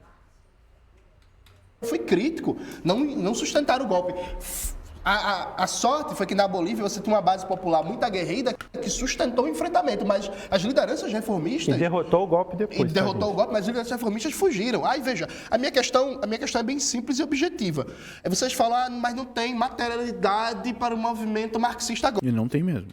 É curioso, porque... Mas não tem, era mais fácil o Brasil virar uma teocracia evangélica daqui a 5 anos do que a ditadura do proletariado, Jones. Hoje, a classe trabalhadora, ela é contra vocês. Enquanto campo político hoje, o campo político marxista é mais forte do que um campo reformista se você excluir o petismo do campo reformista. Não, beleza, mas aí... Se você excluir. Nossa, eu tô fazendo uma conta aqui. Se tirar esse número daqui, eu acerto. Que esse número aqui me atrapalha um pouco. Vamos fazer uma pergunta aqui. Vocês vão discordar disso? Quem que está mais próximo de uma revolução hoje, gente? É o bolsonarismo. Não. Nós estamos errados aqui? Peraí. Qual que é a maior força política de mobilização popular no Brasil? Agora. O campo político marxista hoje tem mais influência na sociedade, no debate público, tem mais capacidade de mobilização do que um campo reformista. Não, que, tudo bem. Por quê? Porque ele tirou o PT. Como que... Eles têm mais poder que o PT. Mais poder, o campo marxista. Mano, é engraçado. Isso foi engraçado. Não quis desrespeitar com a minha risada, mas foi engraçado. Vocês estão querendo refundar a partir do novo trabalhismo. Ok. E o campo de vocês está tão inorgânico ainda que tem um petista aqui que está defendendo... Não, e se tivesse, não tem problema nenhum. É um movimento, né, com a sua identidade, com as suas propostas, disputa, joga o jogo do poder, tem se lambuza ali, né, que nem o Ciro usou um termo esses tempos aí, acho que é o se lambuza, mas não teria problema nenhum, cara. Eu entraria ali para defender a estrutura petista, mesmo não sendo, né, mesmo sendo um pedetista. O João está de firula, catimbeiro. Então, ano que vem, a gente vai ter pelo menos um marxista em quarto lugar nas eleições, né? Quarto, terceiro. Vamos ver, né? Mas assim, eu acho improvável. Analisando pelas eleições também é complicado, né? Mas se não for analisar pelas eleições, a gente vai analisar pelo quê? vai ter um candidato reformista. Quem vai ser o candidato reformista? Eu queria fechar uma questão aqui rapidinho. Só pra... Ciro, com certeza. E, cara, eles estão baseando essa discussão dele. E se tirar o PT? É um e se. E é o que eu falo. E se eu fosse milionário? Ferreira Gomes no PSDB? Não. Vamos lançar um debate aqui, gente. Eu acho que só para fechar esse debate que eu queria fechar a gente já está acabando. Eu só acho que a gente tem que refletir. A gente tem que refletir uma coisa rápida assim. Projeto de reformas, todo mundo aqui tem. A questão nós estamos debatendo as reações e as formas de aplicar essas reformas. Eu só acho que não pode ficar com essa consciência de que, não, o projeto revolucionário ele vai superar esses impasses. Há impasse em qualquer projeto, seja o reformista, seja o revolucionário, e os revolucionários vão ter que enfrentar a reação que vai vir também. Então, É isso. A reação vai vir inevitável. Não, e eu tenho certeza que sua resposta para isso é: um projeto revolucionário no Brasil só seria bem sucedido se a gente tivesse uma mobilização popular poderosíssima que tivesse capaz de enfrentar a burguesia, que tivesse capaz de enfrentar a capacidade armada da burguesia, do exército, dos latifundiários, etc. Aí você me diz assim: não, se a gente tiver mobilização popular efetiva, a gente consegue derrotar a burguesia e impor nosso projeto. Mas aí quando a gente fala assim, vamos utilizar a mobilização popular efetiva para colocar o projeto reformista em pauta, aí não, aí vai ser derrotado. E esse e se, né? Foi um monte de se aí. Se eu tivesse um cavalo, provavelmente eu não estaria aqui agora, estaria andando de cavalo. Essa questão, Charles, a questão é que para vocês há uma ilusão de conseguir um projeto reformista dentro de um ambiente pacífico de institucionalidade liberal Ninguém disse isso, cara. democrática. Mas ninguém está falando de pacifismo. Você falou, Eu falei o Loconte pacifismo. falou, Eu falei o Loconte pacifismo. falou. Inclusive, na sua apresentação, você disse que o projeto revolucionário pode levar o Brasil a caos institucional, a banho de sangue, a pode violência. mesmo. Você falou na sua apresentação. Pode. Isso não é pacifismo. Então vamos lá. Isso não é pacifismo. A questão É é, possibilidade. na história da América Latina, Nesse debate, o Jones teve que fazer o que os bolsonaristas gostam de fazer. Acusar a pessoa do que ela não é, criar alguns espantalhos para lutar sobre o espantalho, e daí reclamam de não se comunicar com o trabalhador, pelo isolamento. O debate poderia ter tomado outro rumo, e eu acho que, não sei, cara, o silêncio do Chavoso diz muito sobre a esquerda radical. O João está sendo na fatalista história- de novo. Não, tô sendo Porque fatalista, ele está não, tô falando assim, trazendo a história. no passado Tô trazendo- foi assim, então no futuro vai ser Não, igual. Fred, Então não, se fossem não, todas as Fred, revoluções não, socialistas que não, acontecerem no Fred, futuro, eu vai tô- acabar igual a Eu União estou trazendo Soviética, a gente. história, Oi? eu estou trazendo É a história, simples. Fred, para a gente pensar Não, mas, cenários Jones, a partir da a União Soviética não está aqui mais. Então eu vou chegar para você e falar, ó, a revolução está destinada ao mesmo Mas fracasso a da União União Soviética Soviética. acabou, não foi todas as revoluções não, tem várias que estão de pé. Tá de Então, pé, mas vamos a lá. China não está de pé hoje por Eu acho que tem vários projetos de reforma aí que estão avançando também. conta de... Mas a China sempre foi institucionalidade Não, diferente da que União isso, Soviética. não. A economia chinesa nunca foi A planificada. União como a Soviética acabou, meu Deus. o bloco do leste europeu acabou, então assim, não é Vietnã preto no tá branco aí, assim. Cuba tá aí, Coreia Popular Vietnã tá aí, Laos ó, tá aí. Vietnã e China só estão se desenvolvendo porque eles fizeram reforma. Eu deixei ultrapassar um pouquinho aqui. Se vocês quiserem, eu daria minutinhos para vocês. Não, tá suave. É porque no segundo eu acho que eu falo mais. A gente conseguiu provar que Loconte é liberal. Nossa, ele terminou com esse ataque, cara. E a gente... Bonito pegar a gente, né, Jones? Pessoal, eu vou fechar esse vídeo agora, né, com 2 minutos. E fica o convite aí para me seguir aqui no YouTube, comentar, me apoiar nas redes sociais, esse trabalho que eu estou iniciando. E eu continuo outro dia aí esse react que tomou uma extensão bem maior do que eu imaginava, mas a gente já passou de mais da metade, né? Então vamos pegar, por respeito até aos outros intelectores da esquerda radical ali, em um outro vídeo, a parte 2 do react sobre esquerda radical e esquerda moderada. Agradeço a atenção de vocês chegarem até aqui. Convido novamente a me seguir, cara, porque eu preciso atingir um número mínimo aí no YouTube para fazer as lives aqui de formatos como esse react, né? E também me sigam nas redes sociais. Um beijo no coração e não vire à direita.